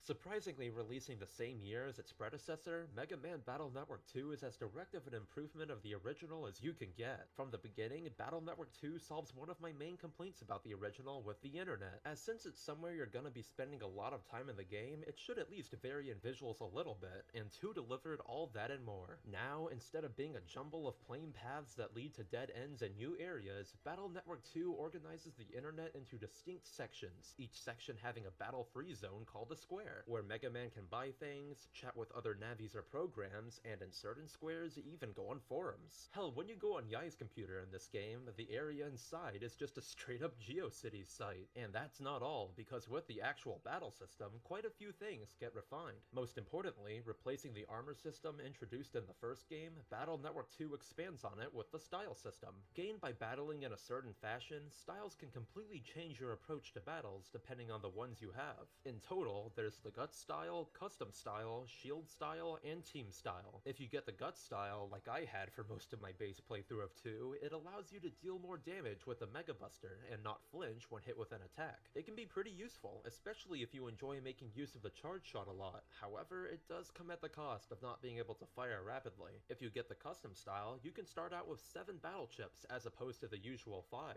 It's a simple upgrade, but an incredibly useful one if you enjoy setting up massive chip attacks. Then, if you get the Shield style, battles can be handled far more defensively, as you'll now start each battle with a damage barrier and the ability to shield attacks. And lastly, if you get the Team style, the amount of Navi chips you can put in the folder will go from 5 to 8, allowing certain program advances in the game to be even easier to set up. Though on top of all that, with each style comes a random element assigned to it, changing the charge attack of Mega Man and changing his elemental affinity. As the battle system was already complex, the style change system serves to add just enough to it to keep things fresh in the sequel. I swear, that flamethrower that came with heat guts saved me so many times. And aside from styles, the add mechanic would be tweaked as well, now requiring that you sacrifice chips to gain more slots. The amount of slots gained depending on the amount of chips you sacrifice, which can be pretty useful for all those times the game gives you chips that aren't too useful for the situation. Also, touching on folder building again, some minor things would change here as well, the limit on how many of the same standard battle chip you can use being decreased from 10 to 5, forcing the player to use a more varied strategy when it comes to battling. But to balance things after that, they'd also add a new type of code for chips that allows them to be used with any letter no matter what. Plus, outside of all that, in Battle Network 2, sub-chips are introduced, Battle Network's equivalent of items in a standard RPG that can heal Mega Man, allow you to walk without triggering random encounters, or even unlock certain objects to obtain rare chips. However, in conjunction with that, Mega Man no longer heals after every battle, adding an extra layer of challenge to things, albeit a minor one. So past those integral changes, Battle Network 2 retains all the positive mechanics of the first entry, providing a Okay. of things to jack into. Oh yeah, so Drapel, if you're still there, what do you think? Improvements over the original is the actual plot of the second And game. just in case if you're still experiencing some audio issues, let me just send you a comment here in the chat. Planning to go on a vacation. Oh yeah, thank you, Speed. The problem is, filling the void in the net crime scene left by World 3's defeat is What a new net crime syndicate do called you Gospel, a group that is far more think erratic and shrouded in mystery compared to its predecessor. Though we'll talk about them later. of After getting out the of sketch? school, Lan and friends take a test in order to become official net battlers for the city, each Set. getting their own license that you upgrade as you progress through the game. And good timing too, as immediately after that, one of Lan's Oh yeah, friends most gets into definitely, Mew. pretty fatal trouble due to her gas-powered water heater filling her house with toxic fumes. To say the least, it's definitely an escalation of the oven scenario from the first game. So after braving the fumes to save his friends, surprise surprise, there was a Navi behind everything the whole time, just like the first game, being operated by a repairman you see in town earlier in the game. However, instead of being after a special program that just happened to be in Lan's oven, this criminal is more realistic, planning to hold Lan's friend Yai for ransom due to her family being rich. Too bad for him though, as Airman.exe gets destroyed, thankfully saving Yai from death by water heater. Afterwards, when he's already escaped, this is where things start to deviate much further from the original. If you hadn't already guessed, he was actually part of Gospel the entire time, and unlike the semi-cartoony World 3, Gospel is much more sinister off the bat, causing his briefcase to explode after he failed the mission. But hey, who cares about him? Now it's time for that aforementioned vacation, Lan and friends going to a campsite. In keeping with the trend of making things more dangerous than the first game, Gospel really wants to cause destruction, attempting to explode a dam to flood the city. Along with pretty high stakes, this scenario is also really unique, as Lan has to deactivate each remote detonator individually found at the campsite, finding the last one with the only other character there that had a unique sprite. Like I said, in the first game, a lot of the story bosses, especially early on, weren't very challenging, their attacks generally being easy to figure out. Well, to say the least, Capcom decided to stop playing around, as with Quickman.exe, Battle Network 2's second boss, I was absolutely annihilated. If anything, I kind of deserved it, since I wanted more fights like Proto Man that make you figure out other ways to damage the boss. But man, is it intimidating when he starts going all over the place. Once that wears off though, a couple wide swords will do the trick, Proto Man saving the day at the last minute before Quickman has the chance to blow everything up. Compared to the first game, at this point, Battle Network 2 had already surpassed it in my eyes, with much more still to come. For example, after here, Lan gets access to this game's equivalent of side quests, another new addition. They're not all that special themselves, but it doesn't hurt to have them. More decent content is always good after all. Plus, they do become necessary later on when you want to get the highest license rank possible in the game. In fact, while I was going about doing the first few side quests, I was hit with a bit of a surprise. You see, once you've defeated an enemy Navi, you can fight stronger versions of them on the internet to get battle chips of them. It happened in the first game too, but I only learned it was possible after beating the game. And who did I stumble upon but the second version of Quickman? As someone who doesn't always have the best reaction time, he destroyed me yet again, to say the least. But anyways, moving on with the plot, as Mega Man and Lan continue exploring the internet, they stumble upon a tragedy in the internet of Yumland, a foreign country. Even despite their previous plans both ending in failure, Gospel seems to only be growing stronger, the group basically deleting nearly all the Navis in the square of Yumland's internet with the help of of Cutman.exe, one of Battle Network 2's easier fights. So once Gospel sets their sights on Electopia, the country Lan lives in, chaos ensues. Lan, Chod, and a few others being the only line of defense protecting the science lab's mother computer from being hacked into. And as it turns out, the Navi working under Gospel this time is Shadow Man, who in the first game served as a super boss you encounter on the way to fight base. Like the first game, he's fairly challenging, maintaining the overall difficulty of Battle Network 2. But things are about to get even harder in the next scenario. Expanding the world of Battle Network further, next up is Lan's trip to Netopia, Battle Network's version of America and Europe. Going there on official Net Battler business to figure out how best to get rid of Gospel, this segment features quite a few solid battles, with Thunderman, Snake Man, and Nightman, the latter being operated by the queen of another foreign country, who while working for Gospel, attended the meeting to sabotage it, placing everyone in an actual dungeon and using the traps already there to severely injure them. And of course, since it hasn't happened yet, during this scenario, we also get the obligatory Proto-Man fight, because Chod's gotta be a rival sometimes. The problem for me was, in this part of the game, I still hadn't really mastered how to build folders correctly, so fights that were already challenging became twice as hard. Take Thunderman's second version. When I was trying to beat him, I'm pretty sure it took me an entire hour to do it. Also, battles aside, meanwhile you walk around Netopia, Lan actually runs into Higsby, the villain turned shopkeep from the first game. Glad to see he's now able to straight up travel the world. Though getting back on track, the action doesn't stop yet, as after the dungeon debacle, Lan's plane ride home gets sabotaged, a Gospel operator using his Navi MagnetMan.exe to mess with the plane's major systems. If there's one thing these games are good at, it's throwing Lan into these especially tense situations that, when you think about it, aren't the most unrealistic. Unfortunately, after hitting you back to back with engaging scenarios, up next is, at least for me, the worst part of the game. Oh, hey, how you doing? And also, perfect timing because I just finished working on the second sketch, and I'm about to do the second spin as well. Usually they're perfectly fine and don't outstay their welcome. That is, until the Freeze Man scenario. At first, there's nothing wrong with it. The plot point this time being that random chunks of ice have appeared all across the web, affecting major climate-related systems in every country. Like all the other premises, it's a solid one, and to make things better, during this scenario is when we get to properly enter this game's iteration of the Undernet, unlike the first one actually looking very distinct from the rest of the internet, along with it getting its own theme. It all sounds fine, right? Well, the issue is, to get rid of all the ice on the internet, it takes an annoying amount of backtracking, going back and forth between the normal internet and the Undernet to get the necessary things to break the ice, everything culminating with a fight with Freeze Man. Granted, what made things a bit better is you can go back to Netopia and take advantage of a jack-in point that puts you close to the Undernet, but it's still Alright, so let me just bring out the rules and the wheel. There we go. Apparently he's reformed now, so good for him. Oh yeah, since Drip already won, let me just remove him from the wheel. But moving past the Freeze Man stuff, now we're approaching. Let's see. Oh, and of course, if anyone else wants to participate, excluding the previous winners, do let me know. You can just drop your names in the chat. Father looked into it. Apparently, Kotobuki Town was also experiencing a massive spike of electromagnetic radiation, revealing that the entire town was Gospel's base all along. So donning a suit that protects them from radiation. All right, so let me add in Alloy, and let me see. I'm also going to be adding in the G-Man. Let me just check the winners list just to be sure. Okay, yeah, so G-Man and Alloy.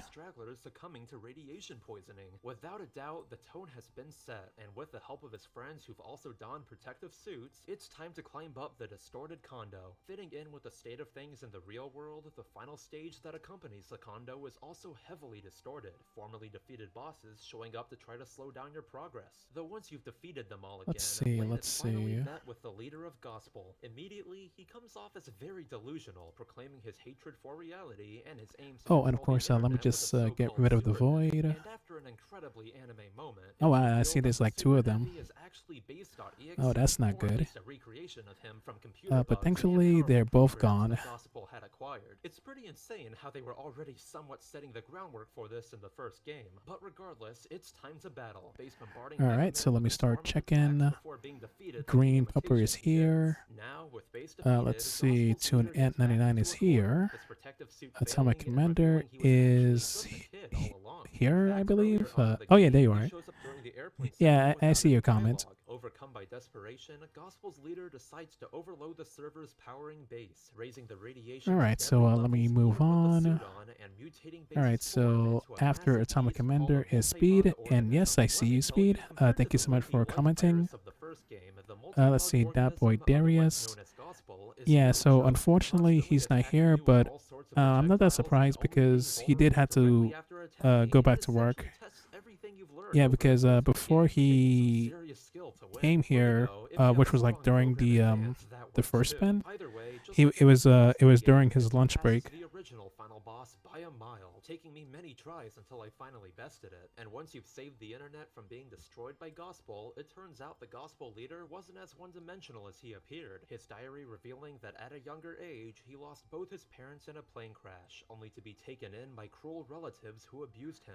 All right, even so despite who else? inheriting Who a else? fortune from his Kwaku. deceased Kwaku is parents, nothing here. could fill the loneliness he Alloy is still experienced. here. The child eventually And last but becoming not least, obsessed with G-Man. computers was the only Yes, thing that G-Man could is still restrain here. him. After some time, using the connections he'd gained online, the child started Gospel to All come right, back so to it the looks like world that everybody loved else is him, here. falling further and further So, into is the everybody ready illusions. for This the is made even second more spin? apparent when the kid wakes up, shouting at Lan to finish him off and that he just wants to die. It's pretty heavy stuff that makes the entire game far more compelling. In the end, though, as Lan lends a helping hand to the kid, saying Beautiful. he'll be his first friend after he All right, atones for so his let's do crime, this. he finally breaks So, down, and of course, emerging from the best of luck to sadness. all. And, well, And that's I'm gonna about be it. The clicking game on the ended wheel with Lan in and friends 3, having another 2, camp out. Lan's 1. dad revealing that Let's Sean, the name of go. Gospel's leader, was being influenced and manipulated by an All unknown right, source so known as rolling, Suki rolling, Lore, rolling. because, you Who's gonna know, be it's the practically second guaranteed there's gonna lucky be another winner? Battle Network. May as well leave a little cliffhanger. But wait, if the first game is any indication, All we're right, not so done it's starting yet, to because slow Battle Network down. 2 has an even larger And it bonus looks game, like the combined next with winner is finishing all going the to quests and getting be... the Triple S license. If you happen to venture deep into the Oh. internet, there's a chance you'll Oh. stumble upon a secret area of the internet. When I myself was going through Yeah, the it game, looks like I we didn't got our even know it answer. existed, running into the area by accident and being utterly Yeah, shocked, so it as looks like even the though you second defeated winner it in the is first Atomic game, Commander hidden within the 20. internet is the Yeah, World 3 congrats, area, congrats, accompanied by some of Atomic. the absolute best tracks in the game, scaring the hell out of me when I found it. The World 3 area is As the only always, place in the let me just game where put you this in the can't check chat. out at will, forcing you to make sure you've prepared before venturing inside. Congrats to the second winner. Hyphen symbol at Atomic Commander. Oh, and of course, let me just throw in some of my personal emojis. And sent. Yeah, oh yeah, for a second there, I mistook those emojis as crying emojis from Turtle, but I see those are just celebration confetti. Clearly, Capcom did a pretty good job of sprinkling in content that makes you want to play the next game. Though with But the yeah, defeat of congrats, once again, Atomic. Battle Network 2 is over. It's not often that you see a sequel surpass its predecessor in so many ways. Even with the minor problems it has, Battle Network 2 is a brilliant game that continues to make the best of its genius battle system. Oh, and the music this time was superb as well. Guess that isn't a big surprise, but I'd highly recommend checking some of it out after you watch this video. And now, as Capcom had essentially pumped out 2 solid titles within the span of a year, Battle Network quickly became a successful franchise in its own right, becoming a pretty big deal for the Game Boy Advance, and even getting its own manga with an anime adaptation. Trust me, we'll go into the anime another time. The thing is, while of course a third game would enter development immediately, that's not what we're gonna talk about just yet. Instead, let's look at the first 2 spin-offs of Battle Network. Yup, you heard me right. Taking the level of spin-offs to a whole new level, Capcom decided Battle Network had become so massive, it deserved more games outside of the main series, which honestly... Oh yeah, I wouldn't worry too much about that, Green. You know, there's more opportunities, so, you know, I will be streaming tomorrow, same for Saturday, and hopefully on Sunday. Like, imagine if they took the Mario and Luigi games, for instance, another RPG spin-off of a platformer series, and turned it back into a platformer. Well, that's basically what network transmission is. Coming out on the GameCube, what's even more bizarre is network transmission canonically takes place after the first game. Meanwhile, at this point, the second game had already released, and even the third in Japan. I guess it may have been to drive people to go buy more copies of 2, but even then, in the rest of the world, it came out shortly before the third game's release, so it probably didn't have have its intended effect. Anyways, the real question is, did they manage to make it into a solid side game? The answer's no. I'm not beating around the bush this time. At a glance, it appears to play similarly to other side-scrolling Mega Man games, but where the weirdness sets in is what mechanics carried over from the base Battle Network games. For one, it has the chip system, working pretty much just how it does normally, complete with program advances. The issue is, and you won't believe this, mechanics made for an RPG don't really work that great in a platformer. Shocking, I know. Since normally, when the random chips you get aren't what you need, you can continue the battle and get more when the custom bar refills, the battle's pace not really being disturbed by it. But in network transmission, the custom bar ends up as more of a hindrance than anything. After all, there's nothing that causes gameplay to grind to a screeching halt like waiting for a meter to charge so you can continue without dying. This is made worse by the fact that instead of letting you use chips as much as you want to while having them, network transmission also added a new meter that keeps you from using chips when it's empty. Hearing that, you must be thinking, well, why don't you use the Mega Buster? Surely network transmission has that, and you're right, it does. Take a look at it, why don't you?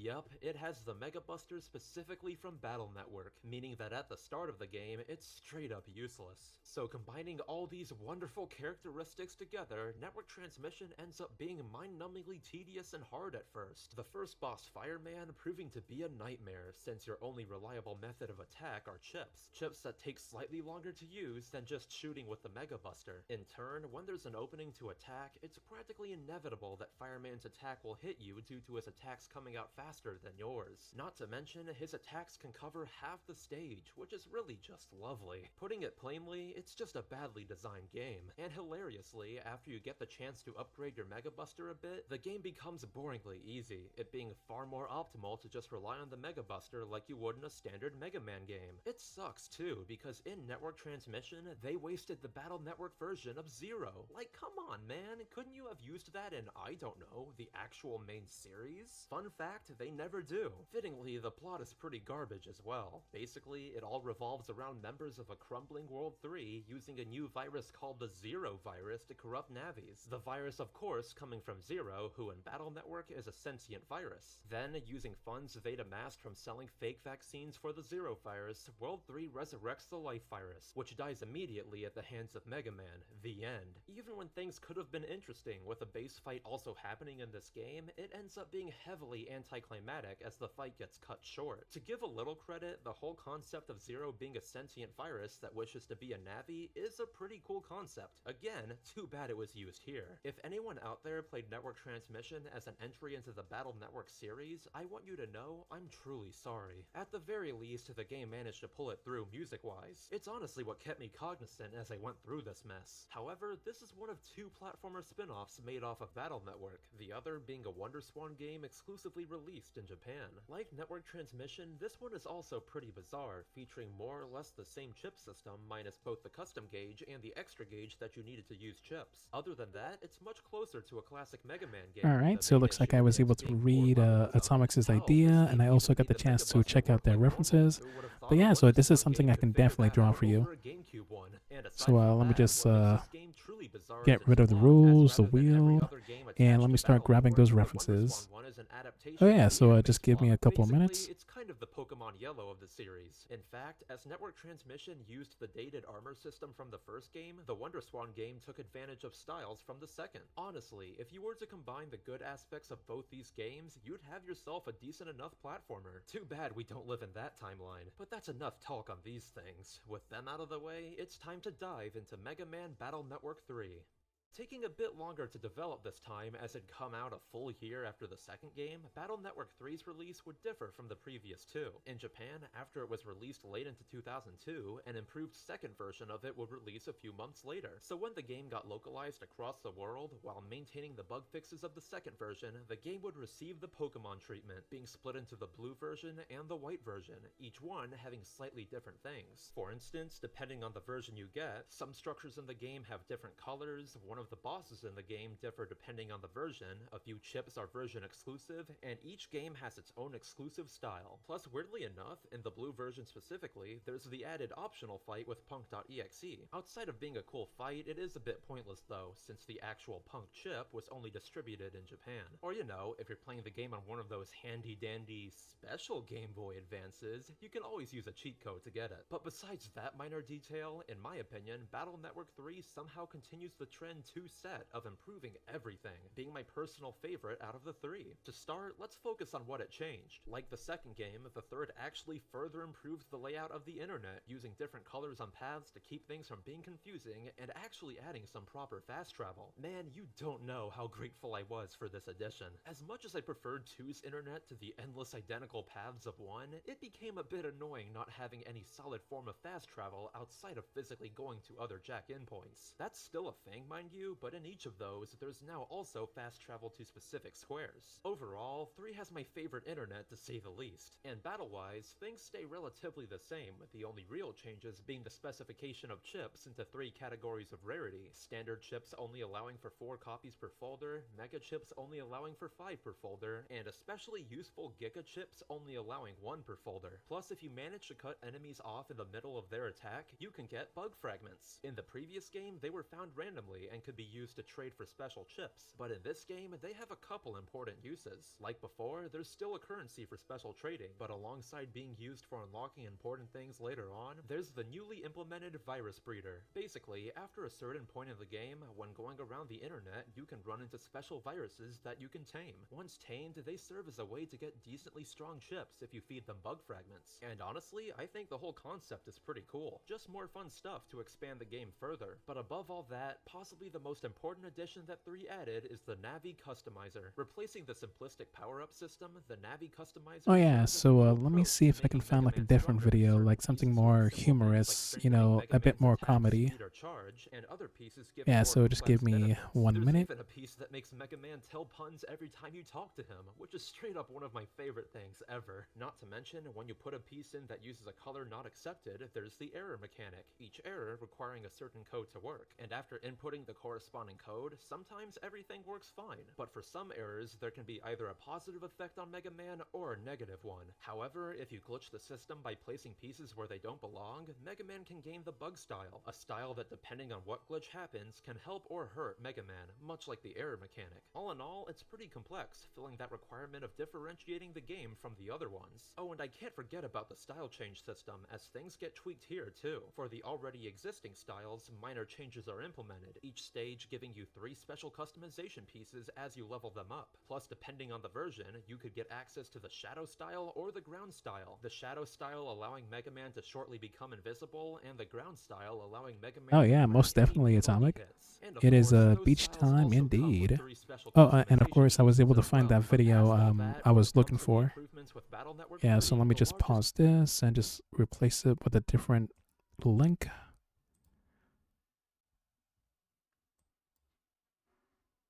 Test stream on YouTube, you kind of know. I sure did. There we go. Okay, that looks like it's live. Gamers, chat, are you guys here? Can you see us? Looks like it. Hello. Welcome to Spudsies. Help! Help! Wow.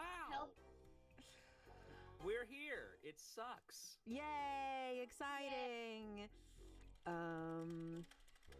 Charity stream. Oh gosh, the chat. Hello everybody. Welcome to this. We're playing Fast Food Simulator. I've got everybody from Spudsies here. And remember, this is a charity stream. If you would like to donate to the World Central Kitchen, they are raising money for people who have been affected by the LA wildfires, specifically first responders and those who have been displaced from their homes.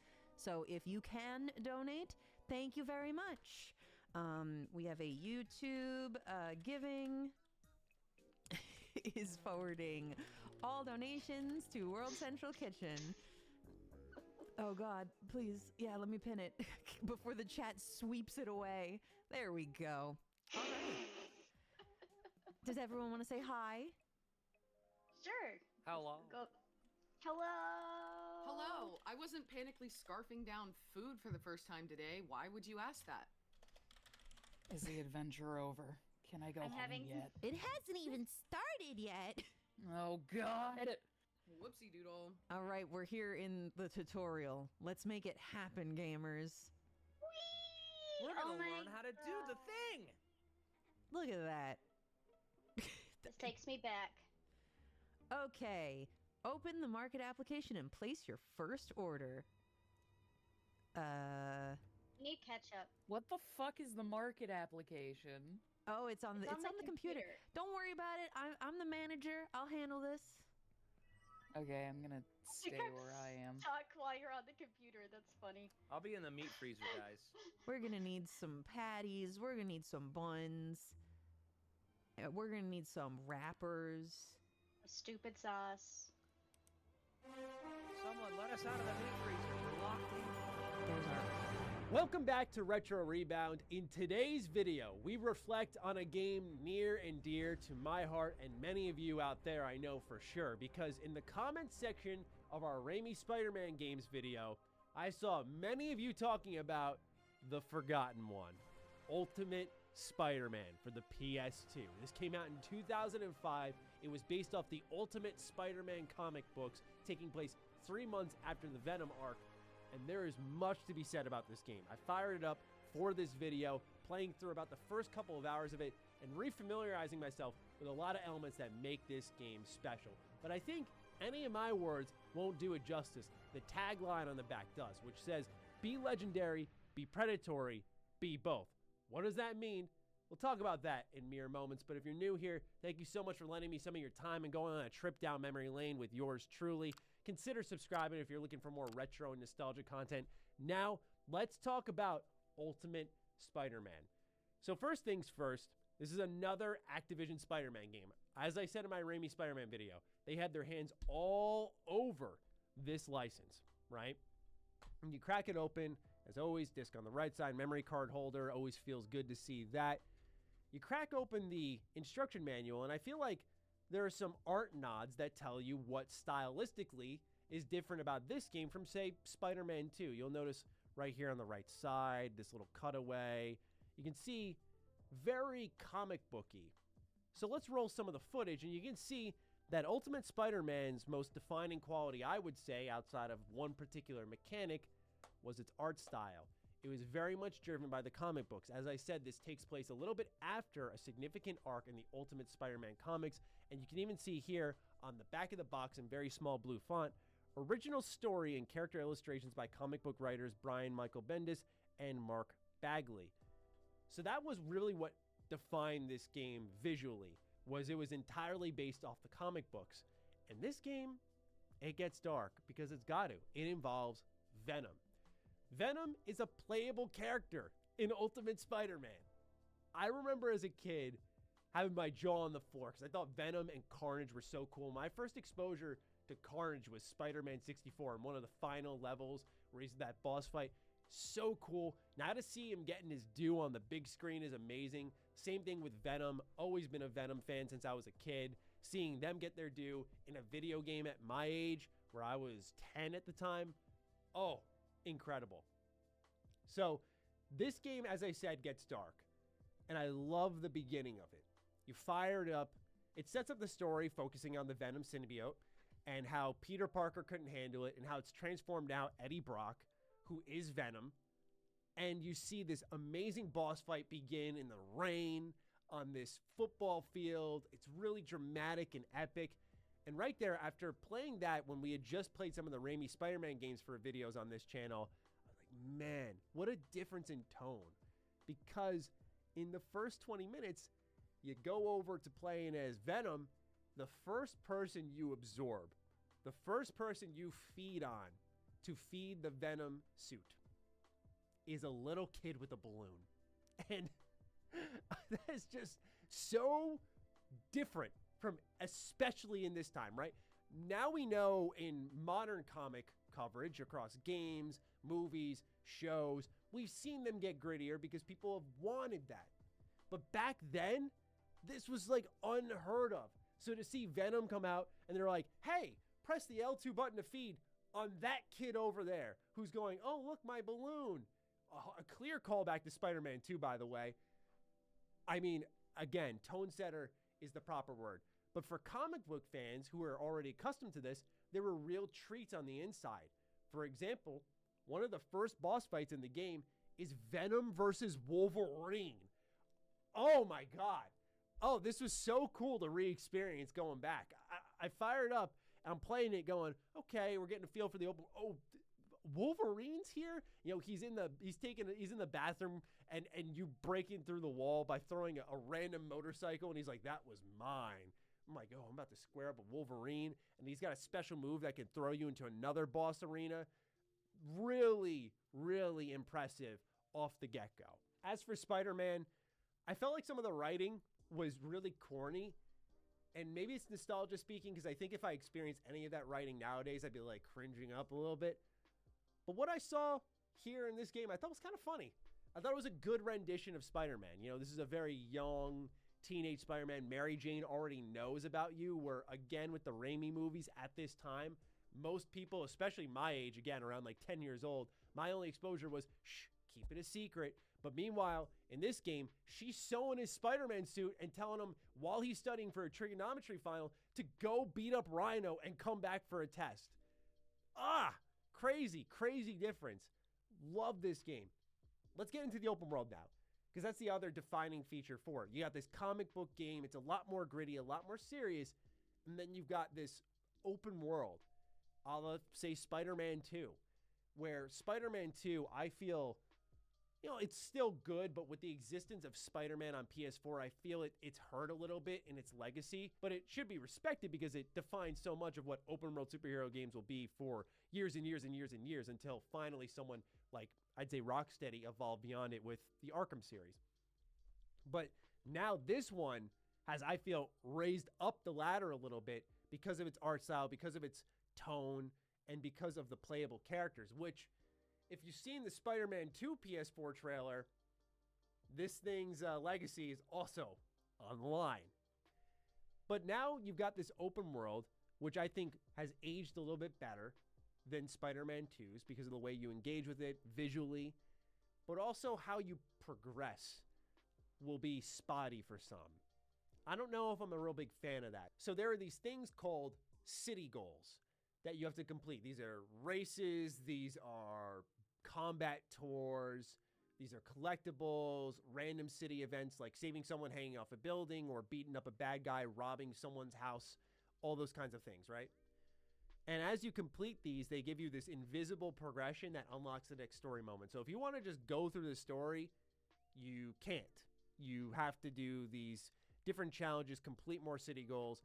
And I remember as a kid, as you'd go through more city goals, just getting the bronze medal for a race challenge wasn't enough. You had to maybe get the silver and then eventually go back and replay it and get the golds so that you can progress in the story. So it does wall you off, and it's amazing because I replayed this, right? And a really off-the-wall example that'll make sense in a second is I replayed Fable 2, which came out in 2008. And I'm starting to realize how many of these games, realize how short they were because games weren't this multi-million, billion-dollar industry that it is nowadays, where big investments were scary. So companies would pad and add artificial currencies to keep you from progressing in the game. So in the case of Ultimate Spider-Man, it was city goals. In the case of something like Fable 2, it was renown. You needed to collect renown to then progress into the next main story mission. You couldn't just do the next main story mission. There had to be a narrative reasoning behind it through the gameplay, which was making your legend known. Kind of made sense, but if you just wanted to play the story, it was sort of frustrating. So Ultimate Spider-Man does kind of suffer from that. But what's cool is the introduction to racing, right? It's not just your boy Wolverine in this game here. No. They got, what is his name again? Human Torch, yeah. They got Human Torch. Human Torch made his way into this game too. He's like the first character that you meet outside of Mary Jane. I'm like, wait, he's here? He's like, yeah, I'll be around. I'm just doing some races. That's what I also love about these old games. Like, they never felt the need to explain anything. They're like, hey, Johnny, you think Human Torch would be cool in this game? Yeah, Mark, definitely. Okay, let's add him. Like, they didn't have to explain things. That's why I always say in some of my reviews over on Mr. Matty Plays that it can be very easy to get fatigued in modern gaming because it's so much artistic expression. There's so many heavy, heart-throbbing stories that are trying to tug at every emotional string that you're left emotionless afterwards with everything, that everything's always connecting lore dots and explaining things. And it's like sometimes in comic book stuff, you have the benefit of it just being cool that they're there. And in the case of Human Torch, he was just there. And it was awesome. And I'm not even a Fantastic Four fan. Like, that might be a cool game to go back to on this channel, because I wouldn't even say, now that I think about it, I really liked Fantastic Four. But it was the cameos, the art style, the open world, and playing as Venom. What was cool about playing as Venom was the brutality. It's not just feeding that suit. No. It's also some of the moves he had. So when you're running around as Venom, your health's constantly draining. You have to feed your suit, and everyone's going to be attacking you. It's pretty much like GTA 5 stars now. Everyone's shooting at you. Everyone's going after you. It's also kind of like Hulk Ultimate Destruction in a way, which is awesome to think about in a Spider-Man game. And you're just running around rampaging, blowing up cars, throwing people around. And there's this one move I found on a mission where Silver Sable's squad is chasing me down. You pick him up, and you just see Venom grab one head, one set of legs, and snap the dude in half like a pretzel stick and toss him to the side. And they even added a sound effect that you hear like the breaking of the spine. Not to get gross and visceral here, but like you hear it. And I'm like, even when I was playing it just a couple days ago, I'm like, oh God, that's terrible. So not only do you eat a kid in like the first hour of the game, but you also just start breaking backs and ending people's careers as Venom. Has anyone wrapped their head around this? This was 2005. This was unheard of in these video games. It was so transformative, and I don't think it gets its due. Not only that, but it introduced a number of gangs in the Spider-Man universe that I don't think many people have talked about or heard of, and that's because it borrowed from the comics. It also introduced villains and characters. Like I think of Silver Sable. I think they might have been in Spider-Man 2. I might not be remembering that correctly. But Silver Sable being in this was an awesome thing to uncover. Them including Queens was also really cool as a New Yorker. Like just seeing more of New York in these games was awesome. But what I also couldn't help but think of, and I don't think they'll ever do it, but Ultimate Spider-Man is the perfect candidate for a remaster. Hear me out. That cel-shaded art style makes it where it still looks good nowadays. I played it with an HDMI adapter on my Sony X900H TV, and yeah, it blurs because the image is being stretched. I wish that there was a true HDMI adapter for the PlayStation 2 that, you know, helped upscale the image a little bit, clean things up, kind of like the N64 has, but currently it does not. So I feel like this game would just be great for a remaster. I really do. Because of that art style. The cel-shaded art style, the comic book art style, incredible. And hey, speaking of comic book, let's talk about one last thing.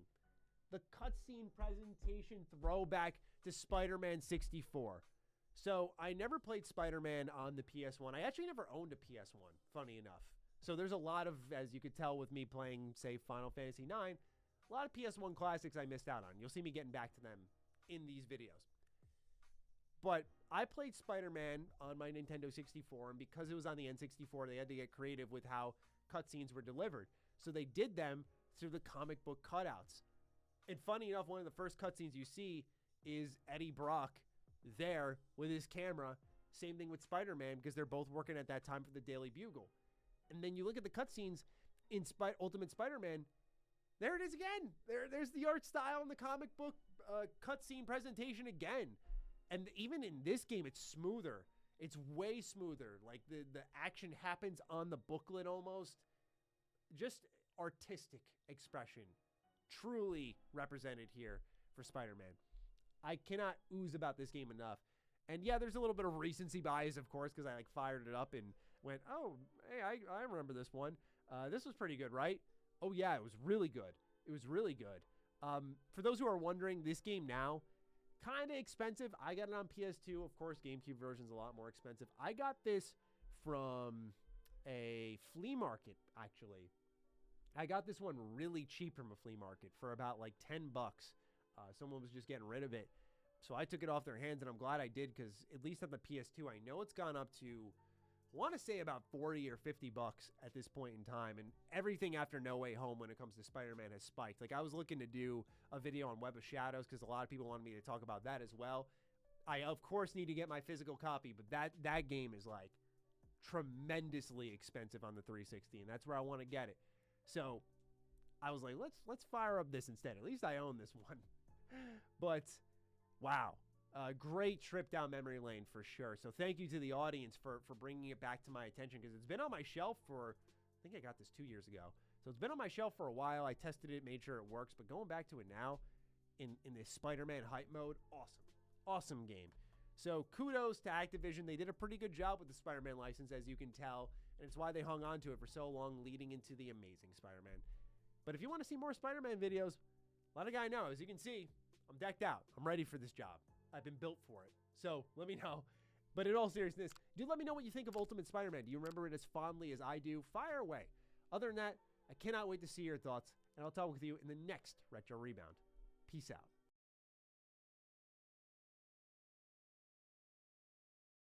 What you're seeing is a video called Scrotum 1, also known as The Adventures of Scrotum the Puppy, uploaded to Newgrounds by Brian Beaton on the 6th of April 2000. I wouldn't call Scrotum 1 a good video, but it is significant, not only because it was the first user-generated animation uploaded to Newgrounds, but because, in a way, it set the tone for what that site would become. It's crude, amateurish, violent and irreverent, the sort of thing you wouldn't see anywhere else back in the year 2000. Before it became that website with Friday Night Funkin', that's what Newgrounds was. Even before YouTube, it was the place to come and see things that you just wouldn't see on TV. And now, 22 years after Scrotum 1, it seems like TV might finally be catching up.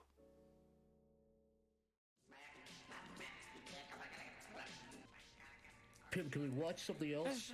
It's about to get really good. It's about to get really good. Trust me. Smiling Friends is the newest adult animated comedy from Adult Swim, and I know there are few formats as creatively bereft as the adult animated comedy, but trust me when I say that this one is good and genuinely hilarious.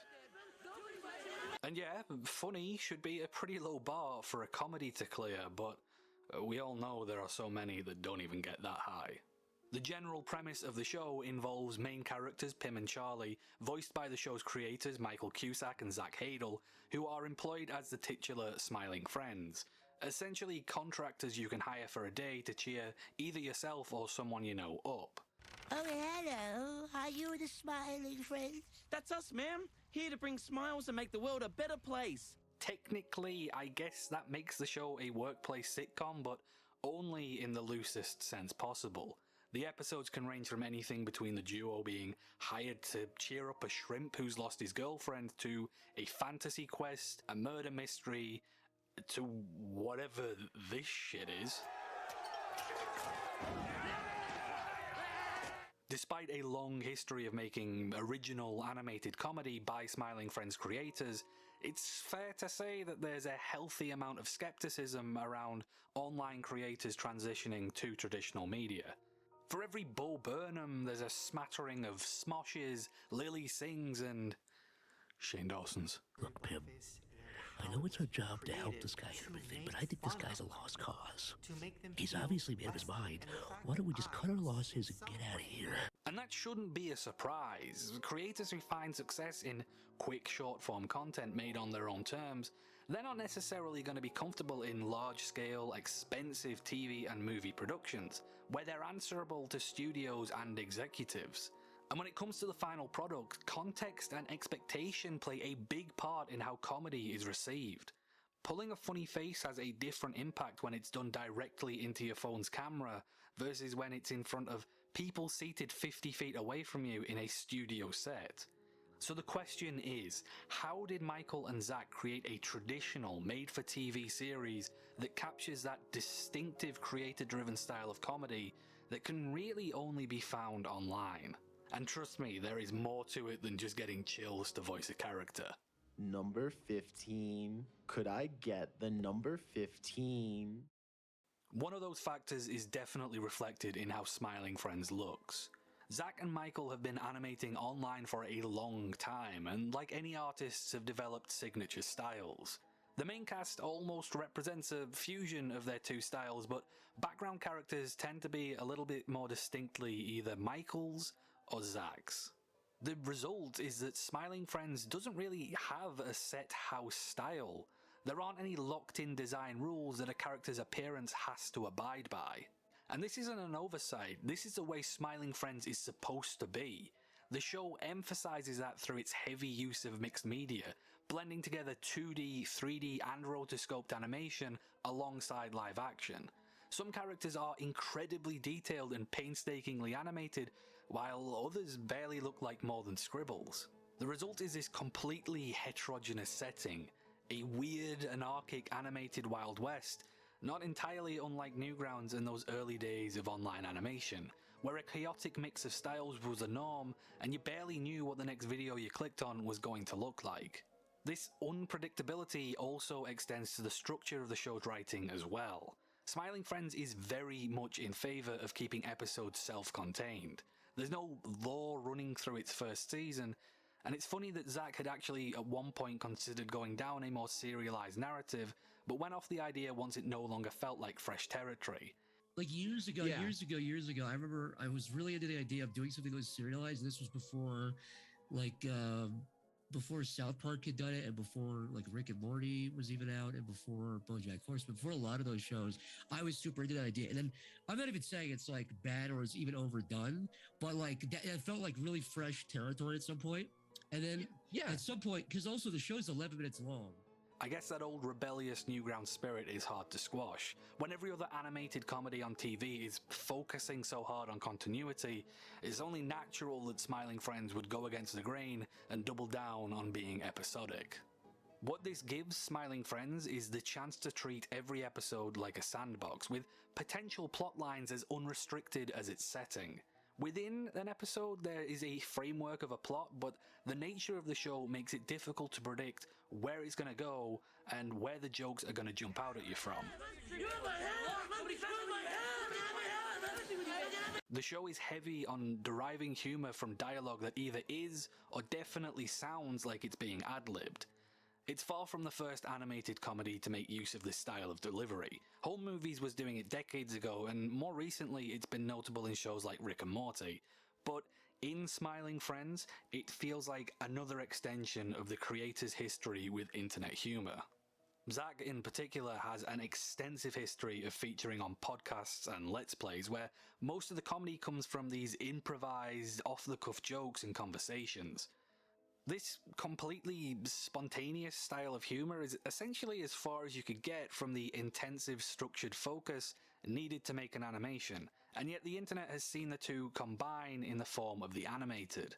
Popular snippets taken from longer audio and animated over by fans, usually full of expressive visual gags and in-jokes. In a way, it's the best of both worlds, allowing for the detailed craftsmanship of animation and the spontaneity of improv, and is really one of the few types of short-form animation still viable to artists today.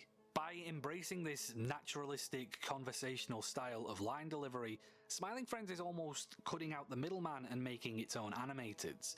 If Smiling Friends was a podcast, this is what the fan-made shorts would look like. And we'd be sharing them and laughing at them, and that's really all an episode of Smiling Friends is trying to do, to make you laugh. And it's here that Michael and Zach's experience with short-form online comedy is one of the key elements to why Smiling Friends works. Alright, so I think now is a good time for me to start cleaning the sketch.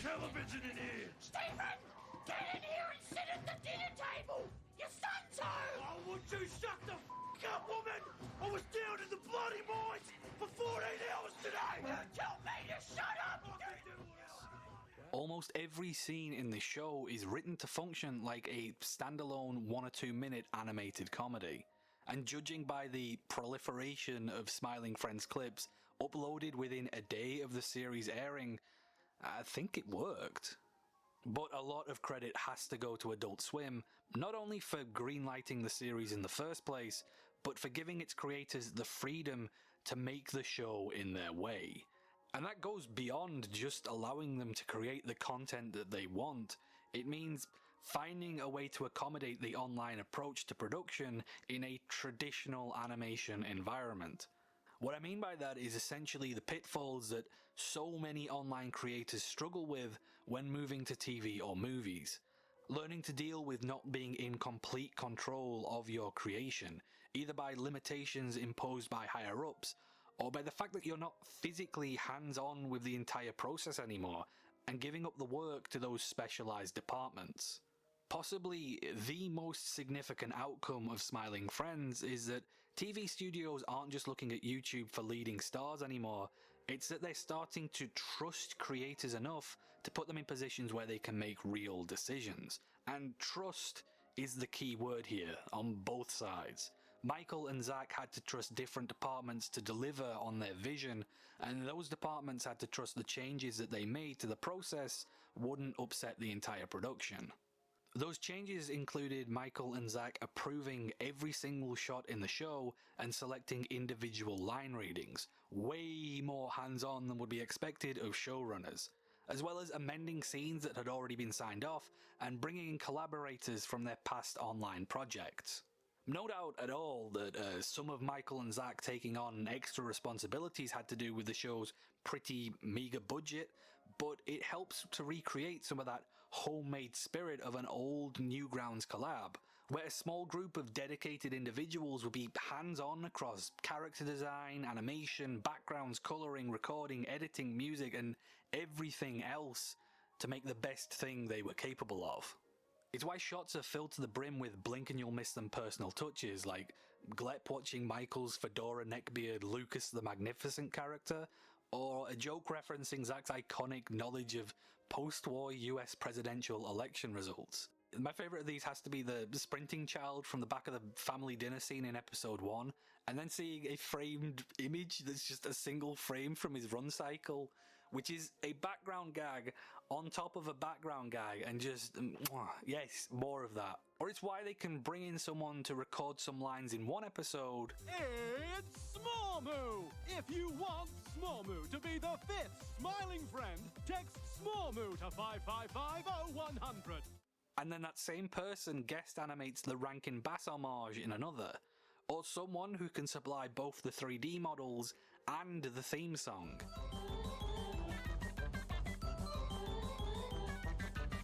That's what independent animation does to a creator, and it's why Zach and Michael have at least some proficiency across all these departments.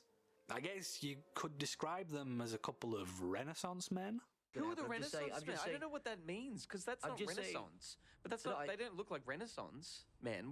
I literally, I don't know. Completely different era. I'm literally telling you the extent of my knowledge. I knew that the Renaissance men were coming to town. That's it. Again, a lot of the credit has to go to Adult Swim, simply for trusting that the process would deliver, and giving Michael and Zach that hands-on creative freedom and control to let their personal artistic and comedic vision filter through every scene in the final product. That essentially is how Smiling Friends captures the essence of online comedy while still working as a TV show, by getting as close to its individual creators and their sense of humour as possible.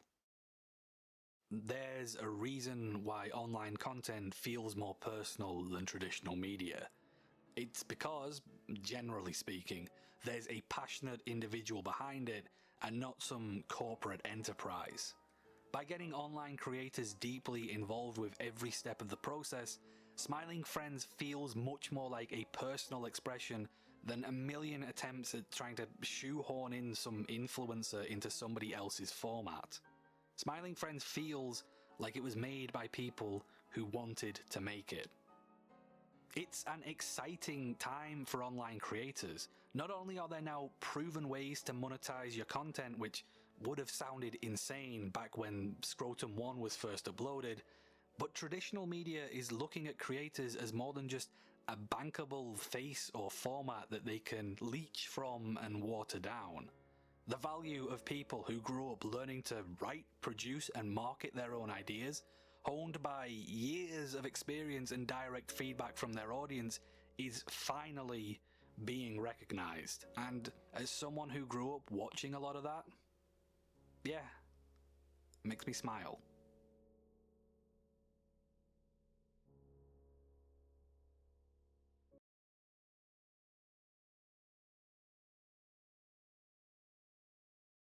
What classifies as a Sonic game is a bit convoluted, so spare me a moment to share what I'm including. I'm not counting mobile or Japanese arcade games, so I'm sorry to the Sonic Minesweeper fanboys out there. Compilations are allowed if they change the original games in any way beyond just being a port, so Sonic Mega Collection wouldn't count, but Sonic Origins does because it adds widescreen and a bevy of new features. As for the racing games, I've decided to only include the ones that mostly or entirely focus on Sonic. So Sonic R counts, but Sonic and All-Stars Racing Transform doesn't, since there's many other IPs included. This same rule applies to the sports titles, so I'm not including Mario and Sonic at the Olympic Games. Also, I'm not counting Sega Pico or Leapfrog titles because they barely count as games to begin with. Everything beyond that, however, is included, so let's get this massive project started and get her ranked.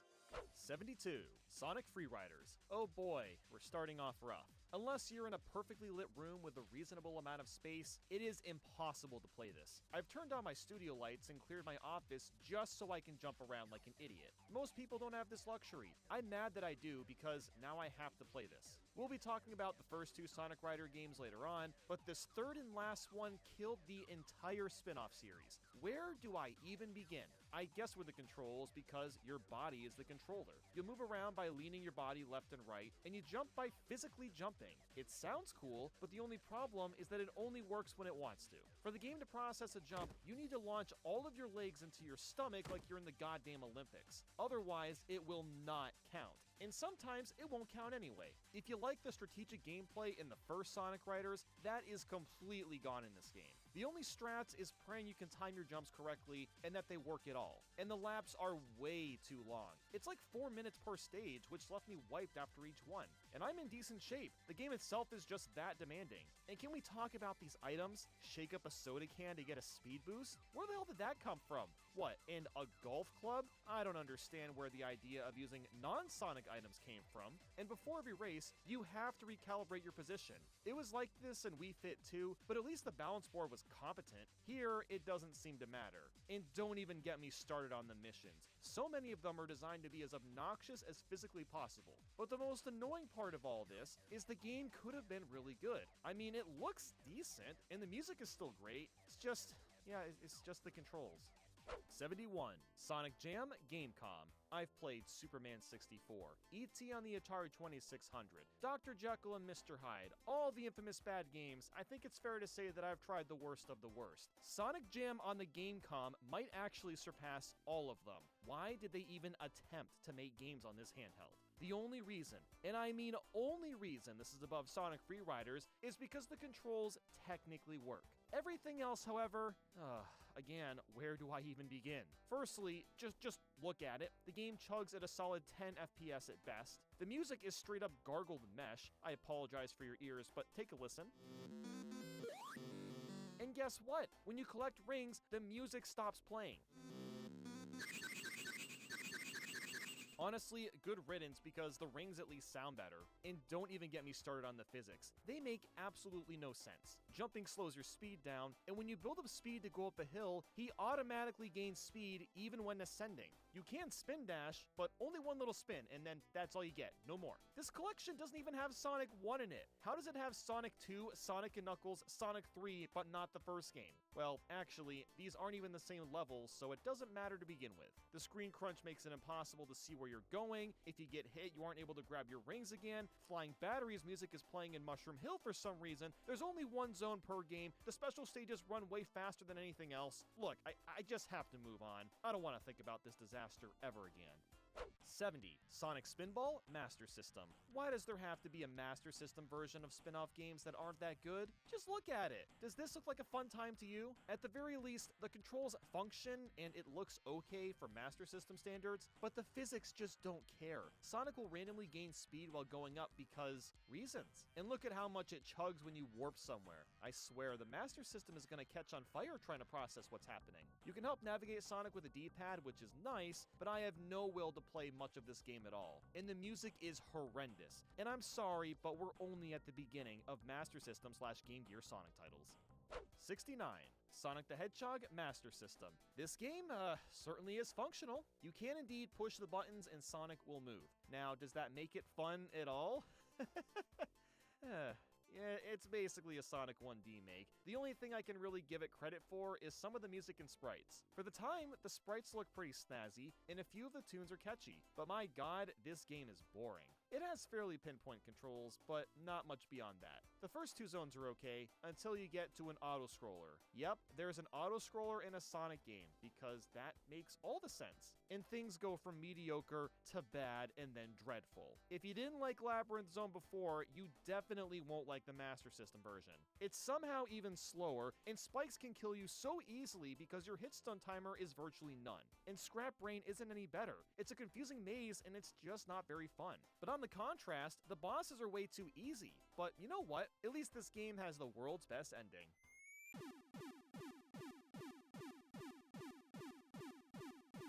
Yep, I know, it's pretty awesome. Even Sonic, sings in the credits?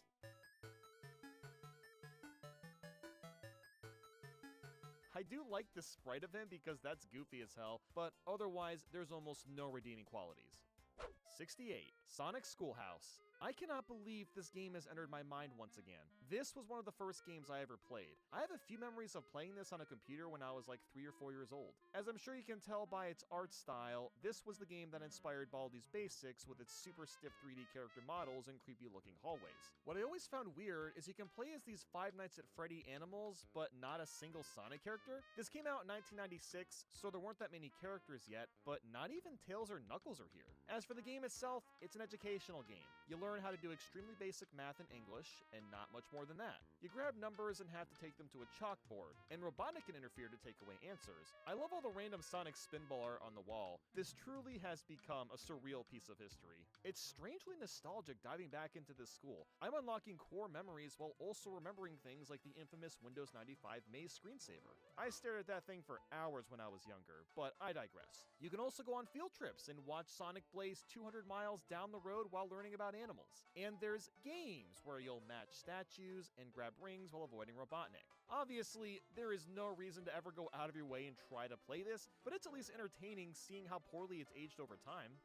67. Sonic Chaos. Ah, yes, the most chaotic game ever, because you get to the special stages by collecting 100 rings. Yeah, you just warp there and then you get the emerald. You don't even go back to the level, you just move on to the next one, which is super odd. It is technically better than Sonic 1 on the Master System just because you can spin dash, and there's the option to play as Tails. The controls and lagging are much better, however, but at least it's more tolerable. The music still sucks though, but there are some good ideas here. I really like the hover shoes because you can grab rings in the air. I guess that's kind of cool. And the bosses are interesting, although stupidly easy. Like, literally in Mecha Green Hill, I just chill in this one spot and win. I can't get hit at all. Again, there's no reason to ever play this game. 66. Sonic Blast. You can tell that they made a valiant attempt at making this game look nice, but my god, all the extra pixels make everything look so stiff and lifeless. The animations look like they come straight out of a bootleg. It's genuinely that bad. As for the game itself, it's pretty meh. You can play as Sonic or Knuckles, and it controls just about as well as Sonic Chaos, which isn't great. The special stages are at least more interesting. You don't play a new level this time, but run down an endless checkerboard path like the others. But man, Blue Marine Zone has to be the most painful Sonic level I've ever played in my life. You thought Labyrinth Zone was bad? Imagine that, but the game runs even slower, plus it's a massive maze, and there's other pipes that blow water which force you to go a certain direction. But you can barely see which pipes do that. It is absolutely miserable. I was on the edge of quitting, but managed to slog through the rest of the game. That zone is just dreadful, but the other ones at the very least are okay. 65. Sonic the Hedgehog Triple Trouble. I can only call this a slightly better version of Sonic Chaos and Blast. You're able to play as Sonic or Tails, the animation is a little better, and the levels are slightly more enjoyable. That's honestly the extent of what I can add. All these Master System and Game Gear games start to blend together after a while. It is interesting that you have to open a box for Tails to fly, or at least I wasn't able to fly with him otherwise, and the special stages are once again just regular levels, and you have to break a box with 50 rings to access them. The same problems arise here like before. The screen crunch is horrendous, and the water levels are confusing and miserable. I did like the Sunset Park boss for at least being different, but that was the only highlight. 64. Sonic the Hedgehog Genesis GBA. The most sorry excuse for a port I've ever seen. This port is infamous for being extremely laggy, having awful screen crunch, and terrible sound quality. I know the GBA and Genesis sound chips aren't the same, but everything is often janky. And guess what? I owned this game as a kid, and I turned the sound off just so the game wouldn't lag as much. And even then, it didn't help that much. What's even worse is that the game doesn't just lag, it constantly changes frame rates, which makes it really hard to make precise jumps. And don't even get me started on the momentum. It's completely messed up. You'll sometimes stop sliding down hills for no reason, or fly forward from pushing a wall. And Sonic's jump is busted. I can hit Robotnik from way high up when I shouldn't be able to. The music doesn't even hit the right notes, let alone sound good. There's also an anniversary mode where Sonic can spin dash, which would have been needed at the time if the port was better optimized. And let's keep in mind that this came out after the Sonic Advance trilogy, so I don't know how on earth anyone approved this to be released.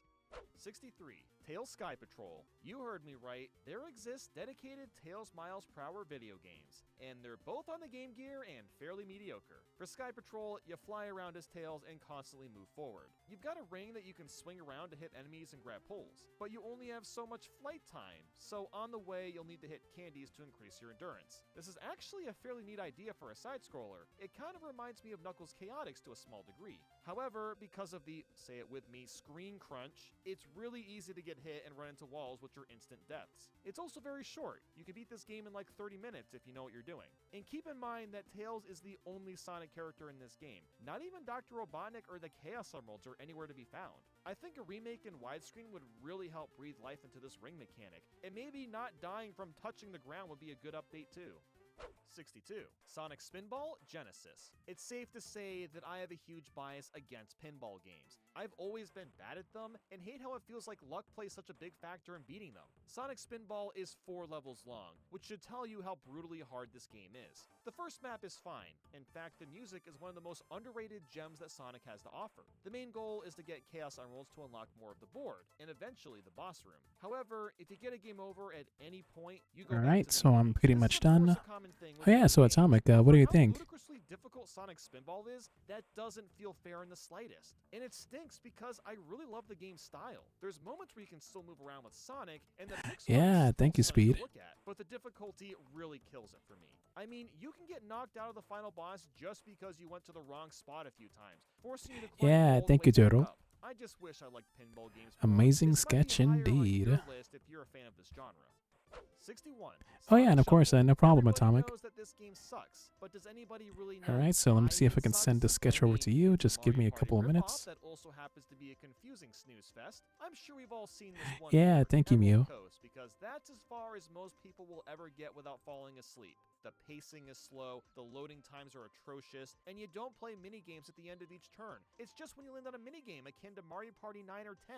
The minigames are fine, I guess. There's nothing very special or standoutish here. The biggest problem with Sonic Shuffle is the single-player mode, because the computer players are entirely broken. Even if you put them on easy, they will know exactly what to do and screw you over, making it nearly impossible to win. The goal is similar to Mario Party. Instead of coins, there's rings, instead of stars, there's precious stones, and instead of a dice block, there's cards. These cards can be selected from your hand or the other players, and the computers know exactly what your best cards are. So yeah, that's just a little bit unfair. If there's anything good to say, is that I'm a pretty big fan of the cel-shaded style. It doesn't look great in this game in particular, but I can imagine a modern 3D Sonic game that would really shine with the style. Also, Dr. Eggman's voice actor killed it. He's very fun to listen to.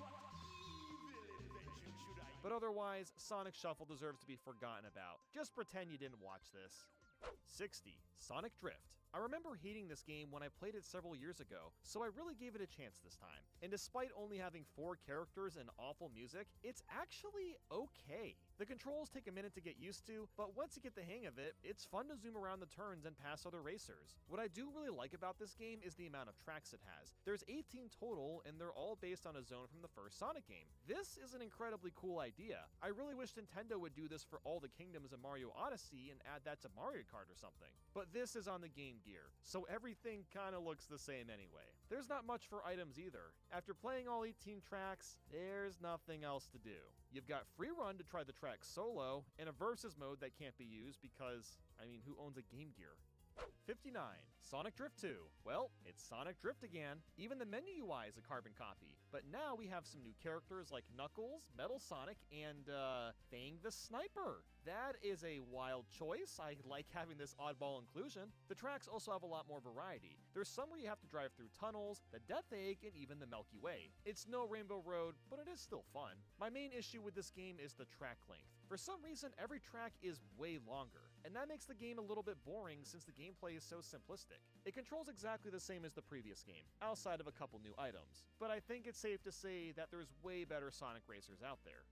58. Sonic Labyrinth. This game kind of lives in infamy for being one of the worst Sonic games of all time. And yeah, it's really not that fun. Sonic moves around on an isometric plane at an extremely slow pace, and all you really do is find some keys and get to the goal. You can spin dash, which picks up the pace pretty gradually, but that's not really the issue. There's just not much to do besides get keys and occasionally fight bosses. The game is functional at the very least, and the levels being bite-sized helps keep things moving. But sometimes the perspective feels off, like say when you're rolling down a hill and getting rings. You have to be in a very specific spot or you just won't grab them. And the music isn't very good either. It's on the Game Gear, so you can't expect much anyway. It's definitely ambitious for a Game Gear game, but you might as well play Sonic 3D Blast if you're really itching for isometric Sonic. 57. Sonic the Hedgehog 2 Master System. Of all the Master System and Game Gear Sonic titles I've slogged through, this one was the most tolerable. That's simply because the stage layouts weren't complete dog shit.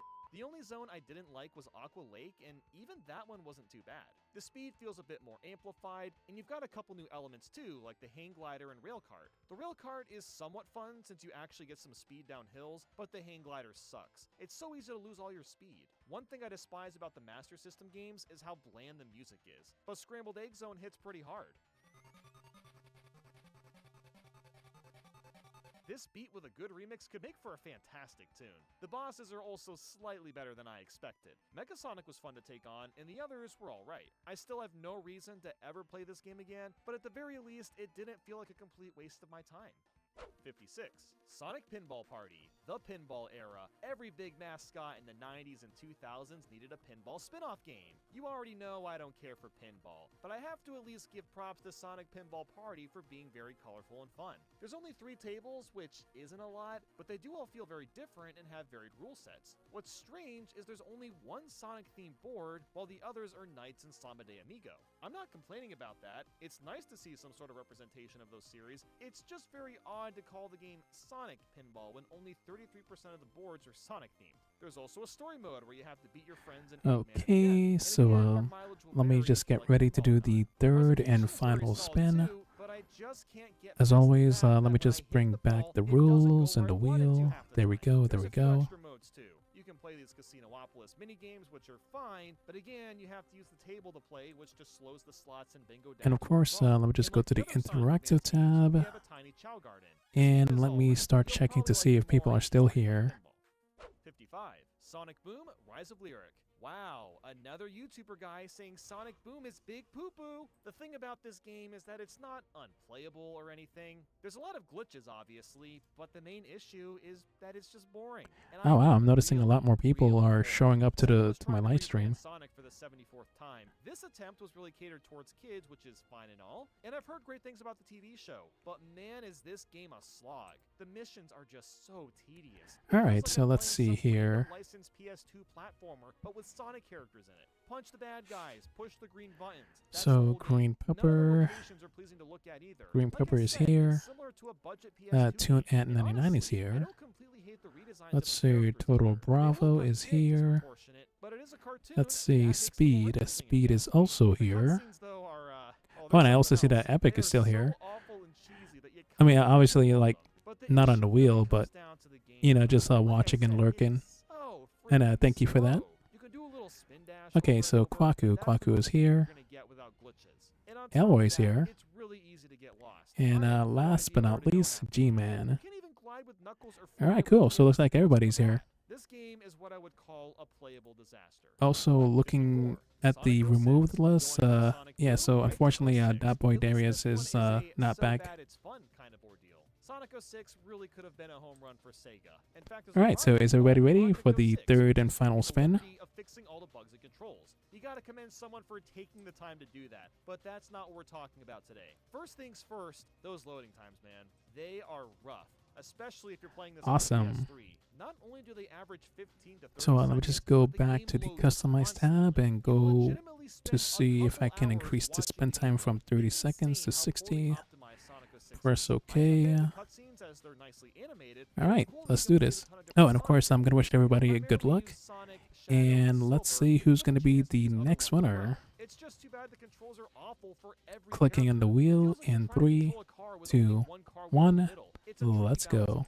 The speed sections are so goofy too. Sonic clips through so many different landmarks and doesn't. Oh yeah, I'm very curious. Like, who's going to be the next and final winner? Fun if you get used to the awkward controls. And then there's Elise, which yeah, we all know she kisses Sonic, and it is a little weird. But outside of that one cutscene, I think she's a decent enough character. At least she okay, starting to slow down. Plus, the music is amazing, although that could be said for almost every Sonic game in existence. But I'm kind of cherry-picking here. There's no reason to ever play through Sonic 06 unless it's for laughs with friends. The controls are simply awful, and the loading screens can be unbearable. Sonic's campaign is okay, but Shadows and Silver's are miserable. Shadows got a bunch of boring driving sections, and then of course there's the infamous ball puzzle with Silver. And as the wise would It's say, still moving, it's still moving. Sonic Classic And it looks like the winner is going to be... and I wasn't missing much. It's absolutely hilarious that the menu uses the same Sonic Jam music, just like Nope. Sonic. Oh, there we go. Yeah, so it's a Tune at 99. Yeah, congrats. Yep, so once again, the third and final winner is Tune at 99. It feels like I'm playing these games anywhere from 20 to 30%. Yeah, I know for a fact that Tune is like very excited about getting this win. You do get the option of playing as Knuckles in Sonic 2 and 3, but not Sonic 1, which is odd because you could do that with Sonic Jam, so I'm not sure why that isn't featured here. They also removed all the multiplayer options. It's so weird seeing the Sonic 3D title screen now. It just looks empty. But hey, you get some illustrations, which we've seen a dozen times already, and you don't have to do anything to unlock them. They just exist. The strangest part of this game, though, is the save and load buttons on the touchscreen. Just take a good look at this. I mean, what does it look like to you? Save states, right? Well, and sent. No. When you save and reload, it just saves the act you're on, and that's it. Which is nice for Sonic 1 and 2, but I did feel a little jebaited, I'm not gonna lie. 52. Oh yeah, so let me see if I can contact Tunat pretty quick. Then boy oh boy, is this the game for you. Oh, okay, cool. Yeah, so I'll definitely go to my Discord. Is admittedly pretty cool looking, but this And game yeah, just thank you, does Tunat. not control well at all. Even just backing up is a pain, because the camera doesn't turn around for you to see where you're going. Jumping slows you down, so you're incentivized to jump as little as possible. Actually, before I start checking out those references, I'm just gonna get up from my chair for a couple of minutes.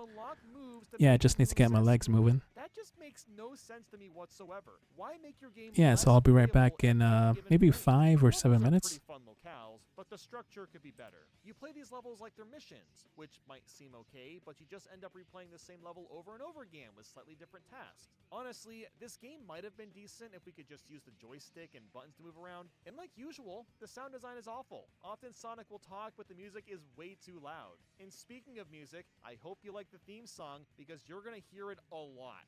It plays every time you're on the menu and even during the final boss. And that's not all Secret Rings offers. There's also a bunch of party games because, you know, it's the Wii, but these games can use a GameCube controller, while the main game can't, which makes total sense, of course. Most of these party games are blatantly ripping off Mario Party and just aren't fun. There were only a couple that were alright. I know Sonic Rings has its fans, but I am not one of them. 51. Sonic the Hedgehog 4, Episode 1. It's truly painful that Sega used the classic Sonic title in vain for this College Flash project. This was supposed to be the revival of the classic Sonic games, but instead it buried them further into the ground until Sonic Mania came out several years later. The controls are uncomfortably stiff. You can even roll down a hill when you're in a ball. And for some reason, you're able to lock onto enemies, although that's not needed in a 2D space. It makes sense in 3D since controls are more precise, but in Sonic 4 it makes the game too easy and short. And short it is! You've got a total of 4 levels to play. The point of that was because this was originally going to be an episodic series, but it flopped so hard that it only ever made it to episode 2. For the stages themselves, it's nothing interesting whatsoever. Splash Hill Zone is Green Hill, Casino Street Zone is Casino Night, Lost Labyrinth Zone is Labyrinth, and Mad Gear is Metropolis. There's no originality with this theming. Even the bosses come from the older games. Plus, the special stage is a ripoff of Sonic 1's. Why would you pick that one? No one likes the Sonic 1 stage. Come on, guys. But to give it some points, the music is decent and the art style it's not bad. If you really want to play this bad game, you'll finish it in an hour and you'll be done. 50. Sonic the Hedgehog 4 Episode 2. Well, they did fix a couple things. The physics for one are a little bit better, but it still doesn't feel all that great to play. Some of the stages are more inspired too, but there's still a lot of elements like the special stages that are ripped from the originals. And look, I've got no issue with paying homage to something that's nostalgic. That's totally fine. The issue here is that Sega constantly does this, and the game is called Sonic the Hedgehog 4, implying that most of the content should be original and stand on its own. But moving on, Tails is in this game, which is pretty cool, so I'll at least give it that. There's also the option to use Metal Sonic to play harder stages, but I don't know who would care at this point. If you really want to kill an hour, I guess this game would be okay as a last resort. If you have nothing else to play, all that's available is this, I guess you're fine. 49. Sonic Eraser. This just might be the shortest puzzle game I've ever played in my life. The goal is to make matches of 2 or more, but the puzzle pieces can't move. All you can move is the colored gems themselves, so for what it is, it's pretty fun. But literally, once you clear one level, the credits roll and you're done. At least with the mode I was playing, there are other ones, but they're all very similar. But the best aspect of this game is that you can punch Sonic in the face if you make a big combo. I was not expecting that in a puzzle game of all places, so it was cracking me up. But yeah, that's really all there is. There's also a 2-player mode, but that's the extent of Sonic Eraser. This is an interesting game because it was only released in Japan, and the only reason I'm counting it in this video is because this style of puzzle games are a universal language and can be played by anyone. This game was also only available to those that use the Sega Mega modem with the Sega MegaNet subscription service, so most people don't even know this exists. 48. Dr. Robotnik's Mean Bean Machine Master System. Your mileage is gonna vary with this one as it barely counts as a Sonic game. It's Puyo Puyo, but kind of Dr. Robotnik themed. Strangely, I'm not sure if I prefer this version over the Genesis one. The Master System version obviously looks a lot worse, and the music is kind of trash, but it almost feels more fluid to play. The bounciness of the Puyos is more concrete in a way. It's really hard to describe. Now, I've never been good at Puyo Puyo, so this is not one of my favorite puzzlers. Tetris is more up my alley, but I imagine you'd like this game more if you already like Puyo. And interestingly, the Master System variant has a puzzle mode while the Genesis one doesn't. 47. Dr. Robotnik's Mean Bean Machine Genesis, the one that we're all a bit more familiar with. It's the same as the Master System one, but it looks a lot nicer and has catchier music. I did always find it weird how we don't play as Sonic characters, but instead as beans. As I'm sure you could guess, it was originally using entirely different characters, with the international release slapped on Dr. Robotnik. 46. Tails Adventure. After playing like 20 lame Game Gear and Master System games, I was pleasantly surprised with this one. Tails Adventure isn't a typical Sonic game. It's a Metroidvania where the goal is to take out the Cuckoo Empire and find Chaos Emeralds. The Emeralds are pretty awesome as they increase your flight stamina. It's too bad Sonic can't enhance his moves 1 emerald at a time in his games. For a Game Gear title, Tails Adventure is shockingly solid, at least if you have a map pulled up. This is the era before you could pause and see a map screen, so without it, it can be easy to get lost. Even the music is pretty catchy. It's nothing mind-boggling, but it gets the job done well. The best part, though, is just how versatile Tails is. Most of his weapons consist of bombs. There's napalm, remote, triple, and even a remote bomb that can squeeze through tight openings. While I wouldn't normally go out of my way to play this, Alright, I'm back. So let me just get rid of the banner, which is, okay, here it is. Oh, and also I had the chance to check out TuneIt's idea and references, so I'm going to start collecting those. The music is fantastic. It rocks hard, and the songs give you an adrenaline rush as you play. And some of the cutscenes look pretty nice as well. There's a fairly diverse amount of locations to visit too, my favorite being Mad Matrix. The vibrant colors really pop out. But as for everything else, you'd think Shadow the Hedgehog would control the same as Sonic Heroes, which was fairly competent for the most part, but no, they actually adjusted things and made it worse. How and why would they do that? The turning now is way too sharp. It feels like you're running around on thin ice the entire time. That's not to mention that you build up speed way too fast, and the freaking light dash only works when it feels like it. Half the time you don't go through the row of rings. And then there's so many new mechanics, the main one being guns. This game is obsessed with guns. The menu buttons use gunshots. It's so stupid that I love how overboard they went with this theme. Unfortunately, the guns are a mixed bag. You can still use homing attacks to kill robots or humans, but the guns do the job way faster, so you're incentivized to use them. And there's actually a huge variety of them to pick from. The problem is that you'll often run out of ammo quickly, and if this happens with enemies nearby, it takes twice as long to get through sections that require you to remove all enemies. There's also vehicles you can drive, but they don't really add much besides slowing the game down more. But at least they control okay. And the levels are just a mess. Some of them have decent level design that flow well, while the later ones are just awful. It's not even that these levels are difficult, they're just so long and so confusing. These levels being confusing is a massive hindrance to the entire game because it's meant to be played multiple times. That's right, this is one of those games with multiple endings and you have to be the bad or good guy to branch to specific paths. That means that you're going to play the first level at least 10 times, assuming you do everything perfectly. And for the so-called endings, half of them repeat the bosses over and over, and it all leads to one last story. So it's entirely pointless anyway. Egg Dealer has to be the worst final boss I've played in a Sonic game, by the way. You literally just hit the slots until you get lucky with the right matches. Why would Eggman program like this? I just... Anyway, moving on. A lot of people think that Shadow is really cringy in this game because of how edgy he is, and he says, damn, every time he dies. And at first, I thought it was hilarious and stupid, but after playing for several hours, it was just stupid. Because of the sloppy controls, a convoluted story, and being forced to repeat levels multiple times, this makes this one of the weakest 3D Sonic games of all time. If it played exactly like Sonic Heroes with a normal level structure, this game could have been great. Hell, they could have even kept in the guns. They were a nice change of pace. But yeah, this is yet another game I won't ever be touching again. 44. Sonic and the Black Knight. I read so many articles about this game in Nintendo Power, and I was never convinced it would be fun after getting burned so badly on secret rings as a kid. But this manages to be an improvement in a multitude of ways. First off, Sonic with a sword is a really awesome idea, and it works shockingly well. They gotta go back to this idea in the future to some extent. The setting just feels right. You no longer move Sonic with motion controls, thank God, but with a normal joystick. Everything is mapped to buttons actually, except swinging your sword, which is fine. It's a lot of waggling your arm around, but I'm not dying over that fact. The story is pretty interesting for once. The sword Sonic uses is an entity and keeps calling Sonic a knave until you get to King Arthur. That's who the bad guy is. Eggman doesn't really have any involvement. You'll also have to fight Knight Knuckles, Shadow, and Rouge. And I always feel weird saying a Sonic character looks badass, but damn, they really do with the Knight helmets. Surprisingly, Sonic has actual character development and you can kind of feel it. He starts off really cocky, but slowly grows to become more noble as he gets better with the sword over time.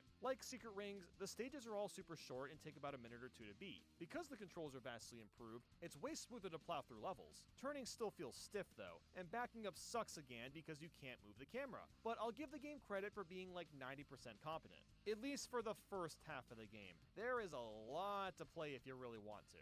After beating King Arthur, there's a ton of post-game content to tackle. But before getting to that, can we talk about how awful he is to fight? You have to time your first swing against him so precisely that this may in fact be the most obnoxious timing I've dealt with for a video game, period. I swear, it's complete luck when you're supposed to swing, and after defeating him, it turns out he isn't even real and Merlina was debating us the whole time. So this annoying fight was for nothing. Thanks a lot, Sega. But at this point, you can play as Knuckles, Shadow, and Rouge, which is super cool because they have slightly different attacks. But the stages after this are a pain in the neck to get through. It's just more and more waggling with tougher and tougher enemies. But Dark Queen is a really badass boss. The ending to it is perfection. Sonic slashes this massive monster and she screams in agony for several seconds, and Sonic follows up with a thumbs up. I love Sonic sometimes. The music is fantastic as well, but that's not a surprise. It does its job fitting with the game's environments. The locations themselves are gorgeous too. Every place is filled to the brim with small details that bring these worlds to life. So while I'm glad to have finally played this, I really just want to see a better attempt with Sword Sonic in a modern game. 43. Sonic the Hedgehog Genesis. Similar to the original Super Mario Bros., this game has not aged super well. Of course, Green Hill Zone is fun to blast through, and the music on each stage is infectious. But let's be real, do you really enjoy playing any of the other zones? I bet these special stages are great under the influence, but otherwise they're really annoying. You have no sense of control, and the stupid R circles change the rotation, making it hard to plan your jumps out. Marble Hill looks great, but it's just really boring. You'll stand around on these blocks half the time, and these spike platforms take forever to go up and down. Spring Yard is a little better, but the springs are a pain to bounce around, and there's more sections where you just stand around waiting for platforms to move. After the exhilaration of Green Hill, this is straight up lame. Labyrinth is an awful water stage with spears and enemies who either can't avoid or don't see coming until it's too late. Starlight is a lot better, but it's ruined by the fans since they don't work correctly. And Scrap Brain is kind of a combination of everything annoying. Waiting around, too many obstacles, and water. But as for the bosses, they're very okay. The final one is so disappointing because it feels like it ends too soon. And the other ones aren't very memorable outside of Starlights, which has you launching spikes of yourself into the air. If for whatever reason you haven't played this game yet, try Green Hill Zone and then dip. It's really not worth playing Sonic 1 Beyond that unless you're playing a version with unlimited lives. 42. Sonic Forces. 5 years in development, and this is somehow one of the most disappointing Sonic games we've ever gotten. Like Sonic 06, this should have been a really good time, but instead we got a 3-hour adventure that feels very rushed and unpolished. There's definitely some fun to be had when you're using modern Sonic and even your OC, but as soon as you start getting into the groove of the level, it ends. Every level is like 1 to 2 minutes long, which is way too short. This was fine for Sonic Colors because there's lots of levels in one world, but there's only 30-ish levels in the entirety of Sonic Forces. And don't even get me started on classic Sonic. For some reason, he somehow controls worse than he did in Sonic Generations. How did they even mess that up? It was perfectly competent before. Classic Sonic feels very stiff, and frankly doesn't need to be in the game at all. He's literally just there so Sega can cash in on a few extra nostalgia sales. The big hook is none other than the OC character, and I actually really liked this. Was the customization kind of lame? Yeah, it was, but I enjoyed the stages for what they were. You can also play as Shadow for a total of 3 whopping stages, so enjoy that, I guess. But hey, at least we can play everyone's favorite area, Green Hill Zone. There's only 8 different stages in that location. Oh, and don't forget Chemical Plant, another underrated one. I really am a big fan of the concept and the main villain Infinite, it's just the execution is all over the place. 41. Knuckles Chaotix. This has to be the strangest 2D platformer I've ever played. Here we have a game that's on the 32X, a random add-on for the Genesis that most people didn't have, and it doesn't really have Sonic in it outside of the credits. You play as 2 characters that are linked together by rings, and you kind of just lasso yourself around. While it's a really creative idea, it's nearly impossible to maintain speed doing this, and it just feels awkward to control. So thank God Charmy the Bee is playable, because he essentially breaks the entire game by being able to fly around. Speaking of the stages, there's 5 zones per location, and you play them at complete random. I'm not sure why it's set up like this, probably because there's so many levels in one place, but it's still really bizarre. I just can't get past the controls. This would have been a pretty solid game if they didn't force us to use this team mechanic. The music is alright. There's a couple of catchy tunes, but a lot of it is forgettable as well. The art style really reminds me of Sonic's CD. Even the level design is similar since there's multiple different pathways and plenty of the sound effects carry over. But the weirdness doesn't stop there. You may have noticed that there's no live counter. Yeah, that's because you have infinite lives, which is shockingly way ahead of its time for a 90s game. And man, the stages are funky. I actually kind of like these. You run around in 3D collecting blue spears and rings. The rings add to your timer, which is a great incentive to get them going into the special stage. It's a little on the janky side, but for the most part it's just fun to run through these. You don't even get Chaos Emeralds in this game. You get Chaos Rings. And oh man, the ending. The rings circle around the screen and you get a slow zoom in of the words, "Cool." Wow, what an awesome ending. You really can't top that, can you? I'm glad to have finally tried this game out, but like the previous 40 Sonic titles, I never have a reason to play this one again. 40. Sonic Rivals. Look at that box art. This game looks awesome. Sonic and pals zooming across a field. Oh, what kind of game could this be? Well, it's on the PSP and you'll race someone over and over again. But why are you racing? Simple.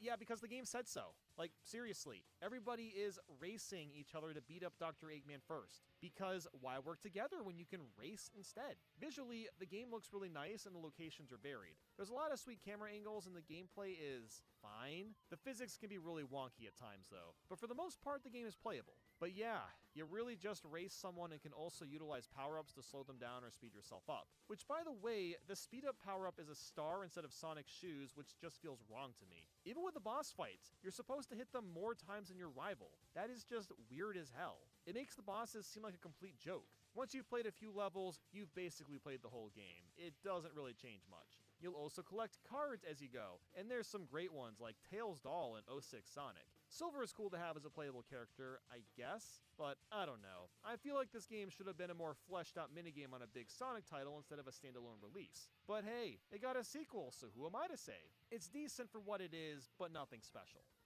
39. Sonic Rivals 2. If you've played the first Sonic Rivals, you've played its sequel as well. Although to give it credit, there's a lot more going for it. For one, there's twice as many playable characters. The general look of the game is beefed up too, like more interesting camera swoops and interactions. And I like the music more as well. There's a couple bangers hidden inside. But even still, it's basically the same thing. Race your rival for no reason and take out the bosses. There's also a new battle mode, but that's not enough to really make you say, oh, well, now I have to play this. The best part of the battle mode is getting a KO, which makes characters T-pose. Yep, that is just what I needed.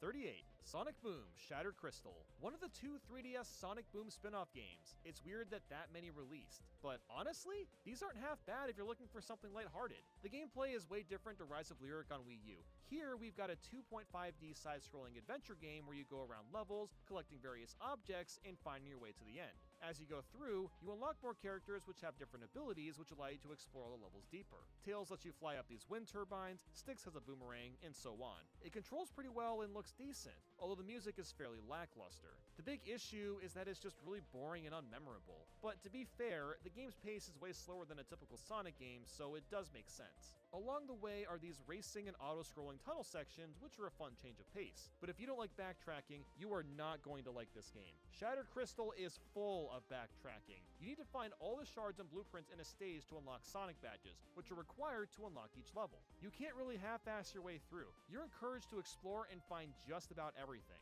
I really wish the levels and music were more interesting, because this can make Shattered Crystal a bit of a slog. But this is the first Sonic game we've talked about that I'd recommend trying out if you can find it for cheap.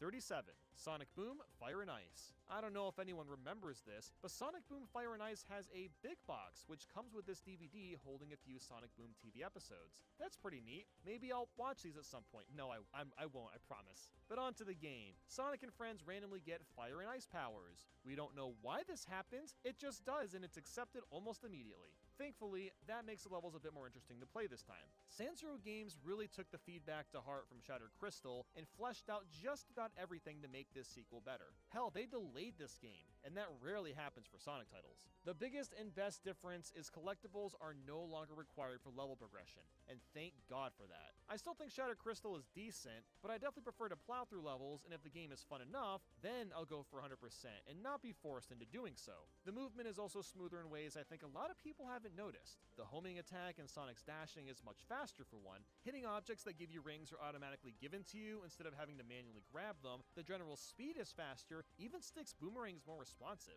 The side games are also more enjoyable too, especially the racing. This is what Sonic Rivals should have been, a little side game in between the main game. The levels are also shorter and more condensed, and the boss fights are pretty solid. So while that's all good and dandy, the overall vibe is about the same. The level design and music aren't particularly memorable again, and like the first game, there's lots of segments where the game plays itself with a billion boosts and it gets tedious just watching. It's sad that Fire and Ice turned into a slog because I love seeing all the improvements they made. It does pick up in the end a little bit, but it takes a while to get more stimulating gameplay. Also, what is up with getting hit? Because when you get attacked in this game, you fly back to a certain spot of the stage instead of just getting knocked back. What kind of sense does that make? I think Sega could come back to this Metroidvania-style game again and flesh it out even more. Although Tails torpedo missions are still dumb because you have to constantly tap the screen to reveal the map. It's not hard, guys, it's just annoying tapping the screen every 5 seconds.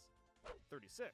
Team Sonic Racing. Did you forget this game came out too? Because it's probably one of the most forgettable Sonic games. You can pick a team of 3 Sonic characters and race around the tracks. The team mechanic is a novel idea and a fun throwback to Sonic Heroes. You'll pick a team and try to place as high as you can for an overall score. There's also an ultimate meter you can build up to get some blazing speeds temporarily, and items can be used like any other kart racer. It's a decent enough idea, but definitely frustrating if your computer teammates are racing poorly. There's not much you can do to help them.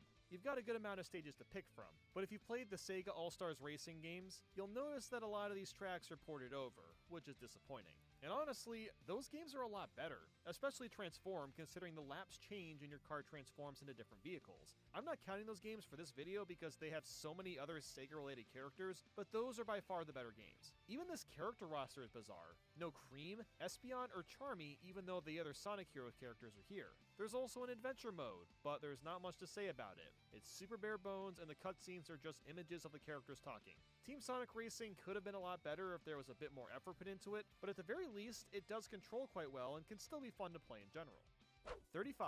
Sonic R. Ah, my biggest guilty pleasure. This game kinda sucks, but god I love it so much. There's a good amount of characters, but a lot of them aren't worth using. Amy is insanely slow in her car, and basically all the unlockable characters besides Supersonic are inferior to their counterparts. And we get 5 tracks? That is a pathetic amount. That's not even close to enough. But why would I be putting this game above Team Sonic Racing? Frankly, I think it's way more interesting than it has any right to be. First off, the music is simply bliss. It doesn't fit at all with the tracks, but it sure is catchy. And the idea of physically running is just awesome, despite how bad the controls are. This is the one franchise where a racing game on foot actually makes a lot of sense. And it's really too bad that Sega has never attempted to make a sequel or reboot this idea. And yes, the stages are open world in a sense and are easy to get lost in. But that's also really unique, and it's taken to its full potential. To unlock the characters, you have to go through doors that require rings to grab S-Coins or Chaos Emeralds. Oftentimes, these doors are hidden well, so you have to plan a route out to get rings, grab the emerald, and still secure first place. Since there's only 5 stages, it's not as much of a headache to do as you'd think. And the multiplayer modes are pretty sweet. You've got balloon hunting, where you have to be the first person to find 5 balloons. Again, this only works because the stages are openly built.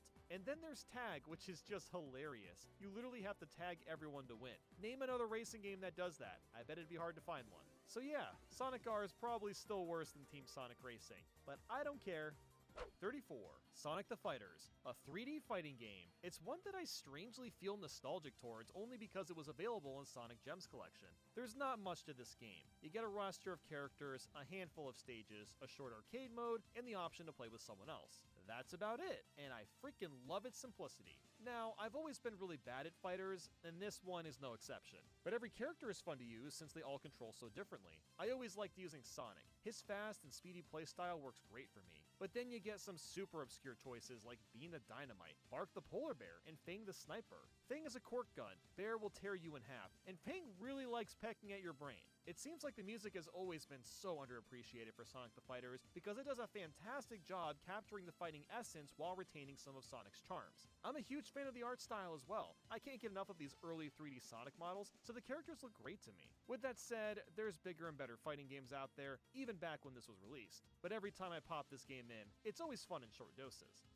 33. Sonic Chronicles: The Dark Brotherhood. I feel like I'm playing a Sonic Flash game from the 2000s, and I'm actually having some fun with it. Yeah, this is probably my biggest hot take in this video, but I actually kind of enjoyed Sonic Chronicles. As you can see by this footage, this is an RPG. It was made by BioWare, as wild as that sounds, which means there's multiple dialogue boxes throughout the story. So if you want to make Sonic talk like a sarcastic asshole, then by all means go for it. It's very amusing. Almost the entire game is controlled with the touchscreen, moving around on the overworld map, selecting items, combat, just about all of it. While I definitely prefer to use the D-pad for walking around the overworld, I really don't think it's that bad. It's easy to get around.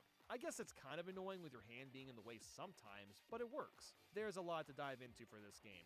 Next, I have to go over the combat. At first, I thought it was completely broken. The combat is somewhat traditional in which you need to take turns to attack, except you plan out 3 to 4 moves in advance and the rest just autoplays. That is besides the POW moves. To use POW moves, which by the way you need to do because they're way more effective than normal attacks, you'll need to drag your stylus across the screen or tap in certain spots to initiate the attack. So imagine Elite Beat agents, but without synchronized music. The only problem with that is that this mechanic is extremely finicky. I'm not even joking. If you don't keep your stylus inside the circle at the correct time, you can't attack. That was until I played more and figured out the timing. You need to push down on the circle slightly early or you'll miss every time. Once you figure that out, that's when the game starts to get fun. The gameplay loop feels really engaging because you're constantly avoiding enemy attacks with the touchscreen while using riskier POV moves. That is until about Chapter 5 when evading gets really obnoxious. For no reason whatsoever, enemies will evade over and over again simply to pad out game time, which makes you want to flee every fight. When you're at a point where you want to skip the combat, you know you f***ed up something in your game. As for the other aspects of Sonic Chronicles, it's got all your typical RPG stuff. You can level up, equip items, things like that. There's also Chow, which are like items but stay attached to a character, so similar to making a Pokemon hold an item. Fearox is the best Chow considering you don't have to time your POV moves at all. It just works 100% of the time. Most of the Sonic characters are in this game too, which I was really digging. I mean, look at all these characters we can play as. I'm almost getting Subspace Emissary vibes with this collaboration. As for the sound design, the DS, it is, oh, it sure is producing sounds. I mean, I wasn't expecting much, but wow, it's really bad. The compression is abysmal. And I know that, yeah, this is on DS, but Jesus, everything sounds like a garbled mess. The only sound effect I like is when enemies die. It's straight up a Tom and Jerry cartoon sound.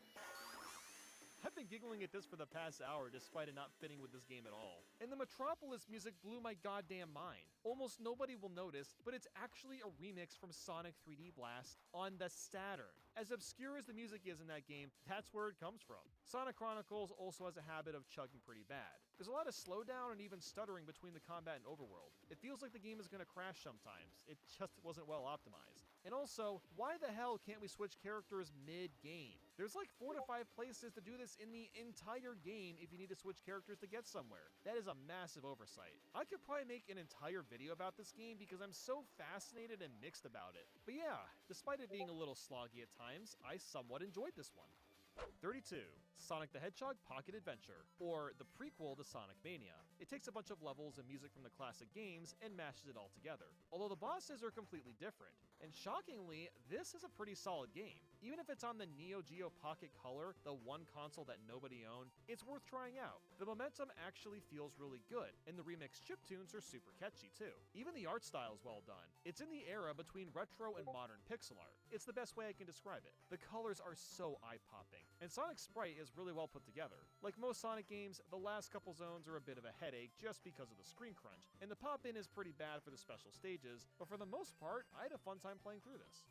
31. Sonic Riders Zero Gravity. For years, I heard that this game was worse than the GameCube one, and while I do agree, I don't think it's as bad as people make it out to be, especially if you're playing the Wii version with a GameCube controller. Then you don't have to worry about the motion controls. Zero Gravity is very similar to the GameCube counterpart, but this time there's new stages, more characters, and dumbed down controls. You trick in this game by timing a button press, and most of the momentum mechanics have been replaced with much simpler ones. I mean, I guess that makes the gameplay slightly worse? Sonic Riders has a steep learning curve, while Zero Gravity is almost too easy. There's not really a perfect balance from either game. But even with the easier controls, I still had a good time with the story mode and trying out all the tracks. The music is still fantastic, and the cutscenes are just as gloriously corny as ever. You make turns by slowing down time and boosting at the right moment, and you can also activate Gravity Dive, which lets you fly through the air and build extra speed. These new mechanics are still fun in their own merit, plus the unlockable 80s and 90s stages are eye candy that's worth checking out. 30. Sonic Riders. I can't tell you how many times I watched the opening movie to Sonic Riders. This solidified the coolness of this character for me at 11 years old. I loved it so much that I burned this trailer and many others on this DVD. I was obsessed with game trailers before YouTube was popular. I never actually played the game though until now, and it's actually not that bad. Now, yes, I have sampled it a few times in the past, struggling with the controls and getting confused on how all the systems work, but now that I've beaten the game, I still don't get it entirely. Everyone rides around on boards, and you can pick between speed, flying, or power characters. These properties determine shortcuts you can take in the tracks, which makes them fairly replayable. You can customize your board, buy new ones in the shop, which are insanely expensive. Each character has its own stats, and we haven't even started racing yet. You start the race by running and trying to build momentum, but also not run into the electricity. I have never seen a racing game do this before. It's still incredibly unique and fun to try timing well. Then when you get on the boards, you'll build speed by drifting sharp enough, hitting other characters' turbulence, and using your boost. This comes from your boost meter that drains, so similar to F-Zero, and you'll fill it by getting air back in your board with turbulence or items. Needless to say, the mechanics are extremely complex, and those that like complex racers will get a kick out of this game. It has a really refreshing flow that is very unlike most racers, but it's honestly a bit much for me. I feel like I gotta be a sweaty gamer just to play well, which I don't always like to do when playing video games. I also really love the new characters. It's a shame we've barely seen them in future games because they fit in perfectly with the Hedgehog's lore. Sonic Riders is fun, but definitely not for everyone. 29. Sonic 3D Blast Genesis. I have an unsettling amount of love for this stupid Sonic title. Probably because I played it when I was like 4 years old, but even getting back to it today, it holds up fairly well. The isometric 3D perspective and chonky art style are really different and showcase the 90s time period perfectly. You still say flickies and get to the end, but this time you do so by bopping enemies and collecting individual flickies. Once you find 5, you'll move on to the next segment. If you get hit at any point, the flickies scatter off and you'll need to grab them again. It's a surprisingly solid gameplay loop as it encourages you to be thoughtful of your movement and jumps. Now, I do have to say that this isn't a fast game. It kind of feels like Super Mario RPG but with a spin dash slapped in. And the depth perception takes some time getting used to, especially in the later levels when your jumps need to be more precise. With that said, the special stages are so much fun, and that's a rare thing to say, having fun with a Sonic special stage. And what's really cool is these stages differ depending on which console you're on. Another big advantage to this game is that if you get a game over, you go all the way back to the beginning, and that really sucks because it's a longer game. And worse, it turns into a bit of a slog by the end, but at least every stage is unique and has solid music. But there's much better versions of Sonic 3D Blast to play. And speak of the devil, 28. Sonic 3D Blast Saturn. While it looks better, it's not all that impressive for the Sega Saturn. It looks like the same game but with better textures and animations. Nothing was really reworked. And I don't give a because I adore this updated version. There's so many new little details like the titles coming loose in Rusty Ruin or the ice cracking in Diamond Dust. But the two big differences are the music and special stages. I like the Genesis special stage slightly more, but this one isn't half bad. It's the classic half loop that Sega keeps remaking over and over, but at least here it gets broken up and sometimes you can jump onto the other floating platforms in the air. Tails and Knuckles also fly you in, and at the halfway point, you get this nice close-up of Sonic giving you a thumbs up. So it's definitely a lot more charming, but now I gotta talk about the music. I love this shit. I cannot express how happy this OST makes me. It's 100% a nostalgia thing because this was a game I played on my PC when I was really young, but the 90s vibe just fits so perfectly. Whether it's Green Grove's energetic nature, Panic Puppet's tearing struggles, or Diamond Dust holiday cheer, it's all fantastic. And I'm the only person that's probably this passionate about this OST. Seriously, go on YouTube and look it up yourself. It's way better than what's on the Genesis. 27. Sonic 3D Blast PC. It's pretty much the same as the Saturn version, but the loading times are a lot faster. So for that reason alone, it's slightly better. But strangely, they changed the special stages again. And I'm not gonna lie, they look a lot worse than the Saturn one and aren't nearly as stylish. 26. Sonic 3D Blast Director's Cut. While you could technically count this as a mod, I'm counting it as an official release considering the person that did this was the original programmer for Sonic 3D Blast. It's so freaking cool that he went back to a 20-year-old game to add things. I wish more programmers did things like this. The amount of changes is insane as well. There's so many improvements that make this the most definitive way to play Sonic 3D Blast. The changes include being able to unlock Supersonic, smoother controls, a better camera, flickies that are lost have a flashing icon, flicky AI is more likely to follow you, and they don't get knocked out by obstacles unless you have 0 rings. On top of that is a level editor, time challenge mode, save game passwords, the prototype crab is added in, and an entirely new hub after completing a level. It's also more challenging to get all the emeralds because you can only get it once per zone instead of banging them all out by the time you reach Rusty Ruin. What a privilege it is to be able to play something like this that came from the original guy. By far the coolest thing I've seen from the gaming industry. 25. Sonic Lost World 3DS. Well, I liked this game at first. It really does start strong, displaying actual cutscenes in 3D gameplay. The controls are super smooth, and it's a lot of fun to run through levels. Speaking of running, Sonic's got a run button this time, and strangely, it works well since this is a more platform-heavy title. You can also run up the wall and jump from side to side, which honestly is super intuitive, and I'm surprised more 3D Sonic games don't do this. It actually does a good job blending together the speed and platforming sections, but things very quickly dip, and I don't understand why that needed to happen. My first impression of the special stages was that they looked really fun until I found out that they were entirely gyro controls. And it's the kind of gyro that you can't recalibrate on the fly, which means you have to stand up and constantly turn in place to get through these. Honestly though, I don't mind these stages all that much, but they would have been so much better with normal controls. When I get into World 2 and beyond, the stages were taking longer and longer. Some of them were getting close to 20 minutes in length. That is pretty absurd, especially for a handheld game. But what I mostly don't get at is the incessant need to introduce a gimmick that's just okay and form an entire level around it. Some of the stages are really boring and downright dreadful because of this. Like, let's take this frickin' snowball one. You gotta build up snowballs and put them into a hole. That might sound simple, but while that's happening, there's always some sort of enemy attacking you, and Sonic will randomly stop pushing the snowball, leaving it vulnerable. Because yes, it can be destroyed, and oftentimes you need to roll it into a massive ball so it fits into the hole.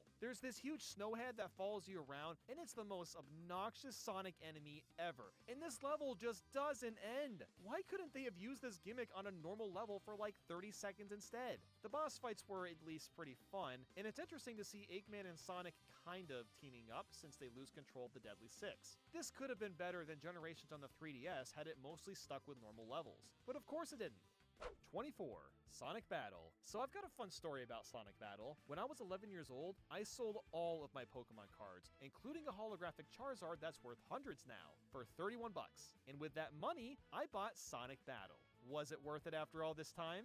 I mean, it kind of was. This is one of the most unique spin-off games Sonic has ever had. A fighting game on the GBA that moves in 3D using 2D sprites with a fairly compelling story. That's a lot to ask of one game on this handheld, and it works remarkably well. There's a good amount of characters to pick from, and they all have very distinct movesets. Since this is GBA, you do have to pick and choose between a few special attacks, which stinks, but it had to be done because there's just not enough buttons here. You can switch special moves after each death, so it's a fair trade-off. The sprite work is wonderful, and the game still looks great. The music has some catchy beats, but man, it really could use some remixing because the GBA sound chip crunches them a bit too hard nowadays. Emerald is this new character that learns your moves and gets stronger over time in the story mode, and he's a really cool robot. You really feel like you're growing with him as he gets better and better, just like leveling up a Pokemon. And the story takes a more serious tone, yet retains the character's attributes. It might be one of the best Sonic stories we've ever gotten, actually, which is surprising considering this is a spin-off. As a kid, I never ended up finishing the story mode, and I forgot why until now. This game pads, and I mean pads. While the story is good, it takes forever to move on because you're constantly being forced into battles. What, you defeated Knuckles? Do it again except for longer. Oh, just destroyed a bunch of robots? Do it again because, I said so. This plagues the entire story mode, which is a real shame because this would have otherwise been a really solid campaign. The difficulty curve will also randomly spike up at times, but usually you can find a cheesy spam strat to get through a tough battle. There's also mini games as well as a battle and challenge mode, so there's quite a bit here. Honestly, I would love to have Sonic Battle too. Just make it the same kind of game with a strong story, don't include filler, and add some online play. That would be incredible. Let's make it happen, Sega.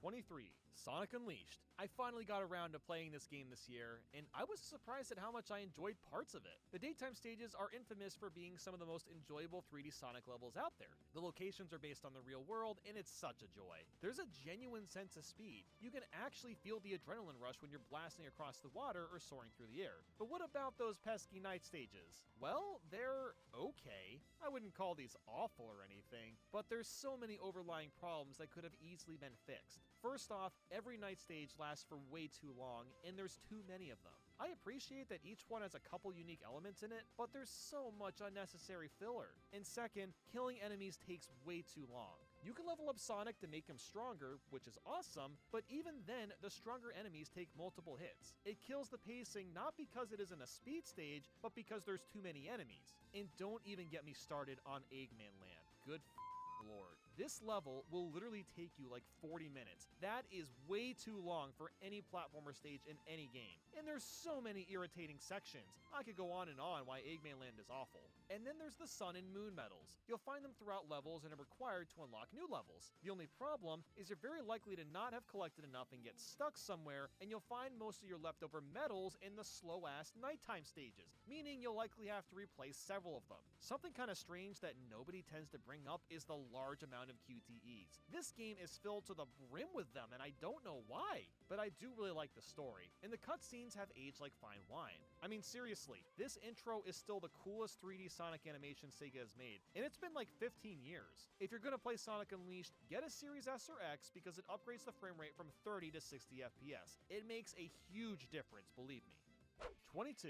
Sonic Unleashed Wii. This is not your ordinary port. The Wii version has entirely different levels. There's also no hub world like in the 360 version, which I'm personally happy with since the hubs felt really pointless. It's much more straightforward when it comes to just playing the game itself, and it's overall more enjoyable. Admittedly, the daytime stages aren't as good as the 360 ones simply because of the frame rate. You still feel a nice sense of speed and exhilaration, but the sense is much greater on the Xbox version. The big difference is the nighttime stages. My goodness, they fixed virtually all the problems I had before. The stage length is much shorter, and the pacing is a lot better because enemies and objects are destroyed with less hits. It's got the same story, although strangely one of the locations doesn't have any levels outside of a boss fight. And there's still an overabundance of nighttime stages over daytime, but since they're so much more enjoyable, I don't mind nearly as much. The biggest difference is you don't have to worry about finding sun and mood medals to make progress. That alone makes the Wii version superior.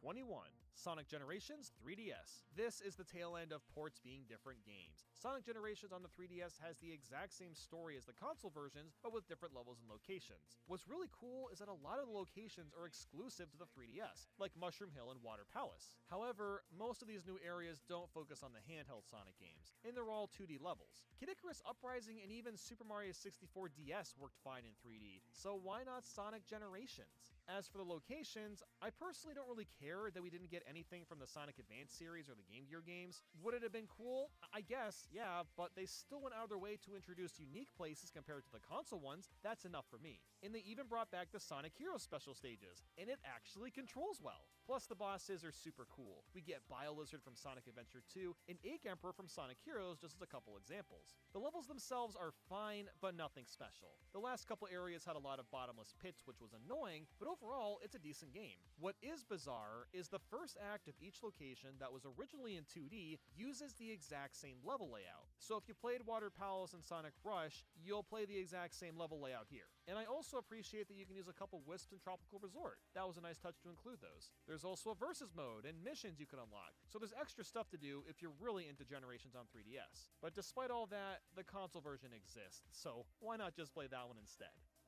20. Sonic Advance. Man, I remember spending countless hours trying to unlock Amy as a kid, only to learn that she's the game's expert mode. Like the classic Sonic titles, each character has their own gimmick. Sonic can do an extra slash in the air, Tails can fly, Knuckles glides, and Amy sucks ass. She can swing her hammer at the ground or in the air, and that's about it. I mean, she's awesome for bosses, but she can't curl up in a ball or spin dash, making it really easy to get hit by enemies. As for the stages themselves, there's a few interesting locations. Secret Base and Egg Rocket are the highlights in terms of the aesthetic and set pieces. And there's also way less death pits than Advance 2 or 3, but the game still has its share of bullshit enemy placement. All three of these titles could really benefit from a remake that's widescreen, run in 60 FPS, remove lives, and lets you retry special stages. And let's talk about those because the only reason to get all the Chaos Emeralds is to unlock one short zone at the end. And if you really want to do that, you're going to go through some hell. You'll find these blue bounce pads that take you to the special stage, which I found to be pretty fun to look for, but man,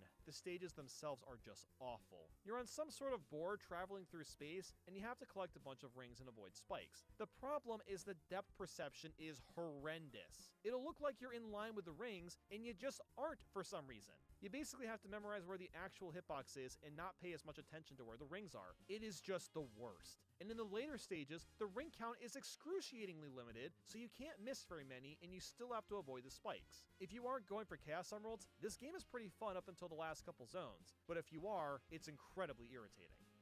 19. Sonic Advance 2.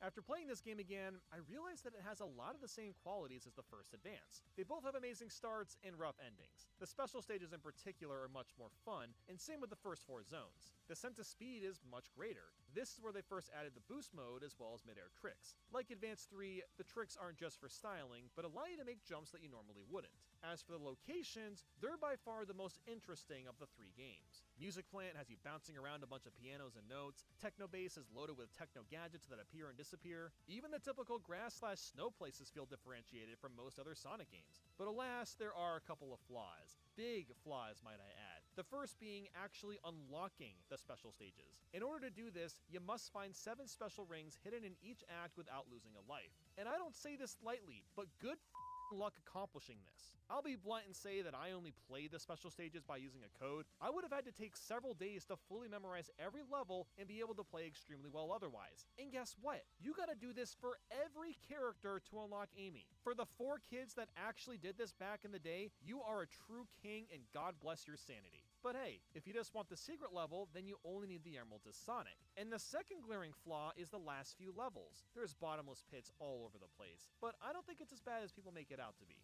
As long as you're using mid-air tricks, you'll probably be just fine. 18. Sonic Advance 3. It seems like there's a general consensus that Advance 3 is the worst of the bunch, but now that I've played all 3 of the games back to back, I really don't understand that claim. Even as a kid, I remember this game being a lot more annoying, but I actually quite like playing through this one again. The music is surprisingly amazing, the zones have some interesting themes, and the whole character swapping gimmick is unique, and I'm surprised we haven't seen anything like this from any future Sonic games. There's something so neat about pairing up 2 characters any way you want, and each one has special moves that only that pair has. But what about the hub worlds? Well, they're admittedly kind of pointless, but each one is small and easy to navigate. This game does have its share of death pits, and there's more instant death blocks than I wish there were, but frankly, most of this stuff isn't that hard to avoid. Like the other Advance games, it's the last couple zones that suck. Advance 3 is no different, but at least you do get the best combo to get through it, which of course is Knuckles and Tails. With this duo, you're able to use an enhanced glide that lets you get extra airtime, plus you can get better jumps with Tails. And there's so many little things that have been fixed with the general flow of the gameplay. You'll float above water before entering, you can land on rails diagonally, and there's slightly faster movement. As for the bosses, they're a joke. I guess the devs thought they went a little too hard on Advance 2, but now they're just way too easy. Like seriously, I could completely cheese the final boss with no trouble, but I do love hearing Eggman say, "You little..."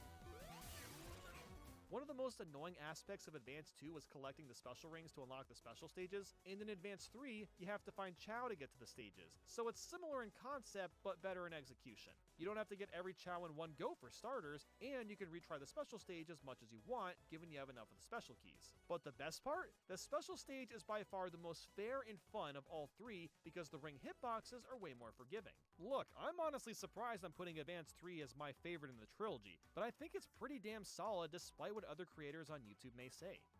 17. Sonic CD. I'm sorry, but I don't understand why so many people claim this to be one of their favorite Sonic games. I still think it's fun, but the best of all time? I don't know about that. It does have this strange mystical vibe to it, being on the frickin' Sega CD and spotting the similarities to Sonic 2 and 3. And this was the game to introduce Amy and Metal Sonic, both are iconic characters today. Plus, those cutscenes are pure gold and still stunning to look at. There's a lot to love about Sonic CD, that is until you get into the actual game. Its big hook is that you can go into the past and future. These change how the stage looks, and also makes them easier or harder. While it's a great idea, it really doesn't make a drastic enough change for me to bother trying, considering you have to build speed for a long period of time. Sometimes there's spots and levels that make this easy to do, and then sometimes it's almost impossible. The stage design is very complex, in fact a little too complex. Some people love the intricacies and all the different routes that you can take to reach the end, and that aspect is great if you played Sonic CD multiple times. Or you may think that most of the stages are a confusing mess filled with obnoxious gimmicks. Wacky Workbench is a perfect example of this. If you don't meticulously time your jumps out, you jump 2,000 feet in the air and have to go all the way back to the bottom to move on. And the bosses are an absolute joke. There's some good ideas with all of them, it's just way too easy. I mean, it takes virtually no skill to beat them, even with the final boss. And those special stages can be a bit of a headache, but it's a lot better than Sonic 1's at least. Another interesting tidbit is the music. The US and Japanese versions are completely different. Some prefer one over the other. I'm a fan of both of them, and find it to be quite charming to have so much music for this one game. So while I don't hate this game or anything, it's one that I only replay maybe every few years. 16.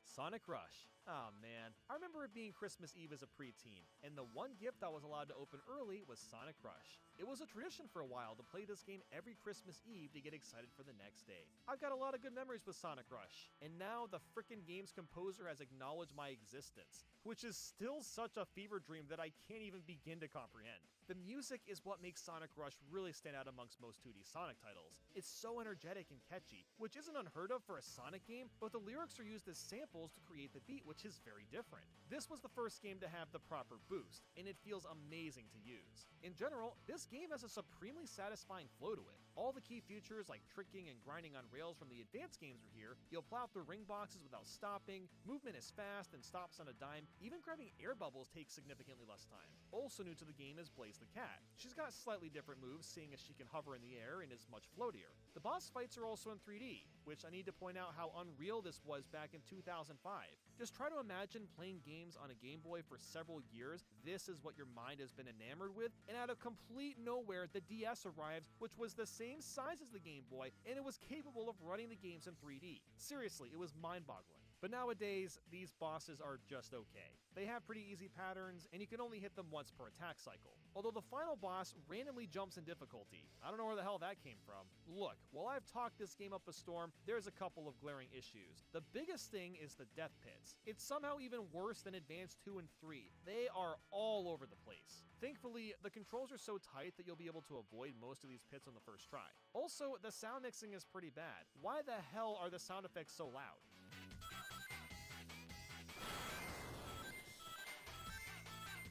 And finally, the special stages are incredible. They're really easy to access, and you'll use the touchscreen to move Sonic around. It's genuinely fun, and if you mess up a special stage, you can just jump right back into it since all you need is some boost. I forgot how much fun Sonic Rush was. It was a blast getting to play through it again. 15. Sonic Rush Adventure. I really gave this game a chance for this video. I've played it a couple times in the past and it never quite vibed with me like with the first game. But now that it's been several years, I can safely say that it's a little bit better than Sonic Rush. The main thing here is that the level design is so much better in Adventure compared to the first title. There's way less death pits, and the bosses don't feel as mechanical either. There's also a couple new characters, like Captain Whiskers. Yeah, he sure is a captain, and that's about all I gotta say for him. Marine is okay. I don't think she's annoying as some say she is, but I don't really mind all that much. Unlike Sonic Rush, where you just plow through levels, this time you'll sometimes have to grind for minerals to upgrade your vehicles and sail around a map discovering new places to explore. Grinding in Sonic games is inherently stupid, but frankly, I didn't think it was that much of a problem because of how much better the level design is. Each stage is a blast to play, so having to replay some of them or the bosses wasn't that big of a deal. The sailing special stages are also pretty fun, so I have to give that props as well. 14. Sonic Lost World, Wii U. For some reason, I never got around to playing this despite being excited for it when it originally released. After the success of Sonic Colors and Generations, the next 3D Sonic game goes with a completely different gameplay style. The most logical step for Sega to take, of course. And it was originally on the Wii U only, but got ported to PC later on. So the main gameplay loop is running around on planets with rapid gravity. Sounds exactly like Super Mario Galaxy, but it isn't at all. This game controls completely differently in almost every aspect, but there were a few moments that you could tell they were inspired by the Galaxy titles, which is cool. One of the strangest mechanics to get used to is the run button, and I thought it was fine. A lot of people hate that about Lost World, but this is a much more platform-heavy title, so it makes sense in this instance. You can also parkour off walls, but I didn't really like this. It worked on the 3DS, but here it felt like it just kinda didn't work half the time. Maybe I was doing something wrong, but it kinda slowed the pacing down too much. But overall though, the levels are fun outside of a few that got annoying. I complained a lot about the snowball level on the 3DS version,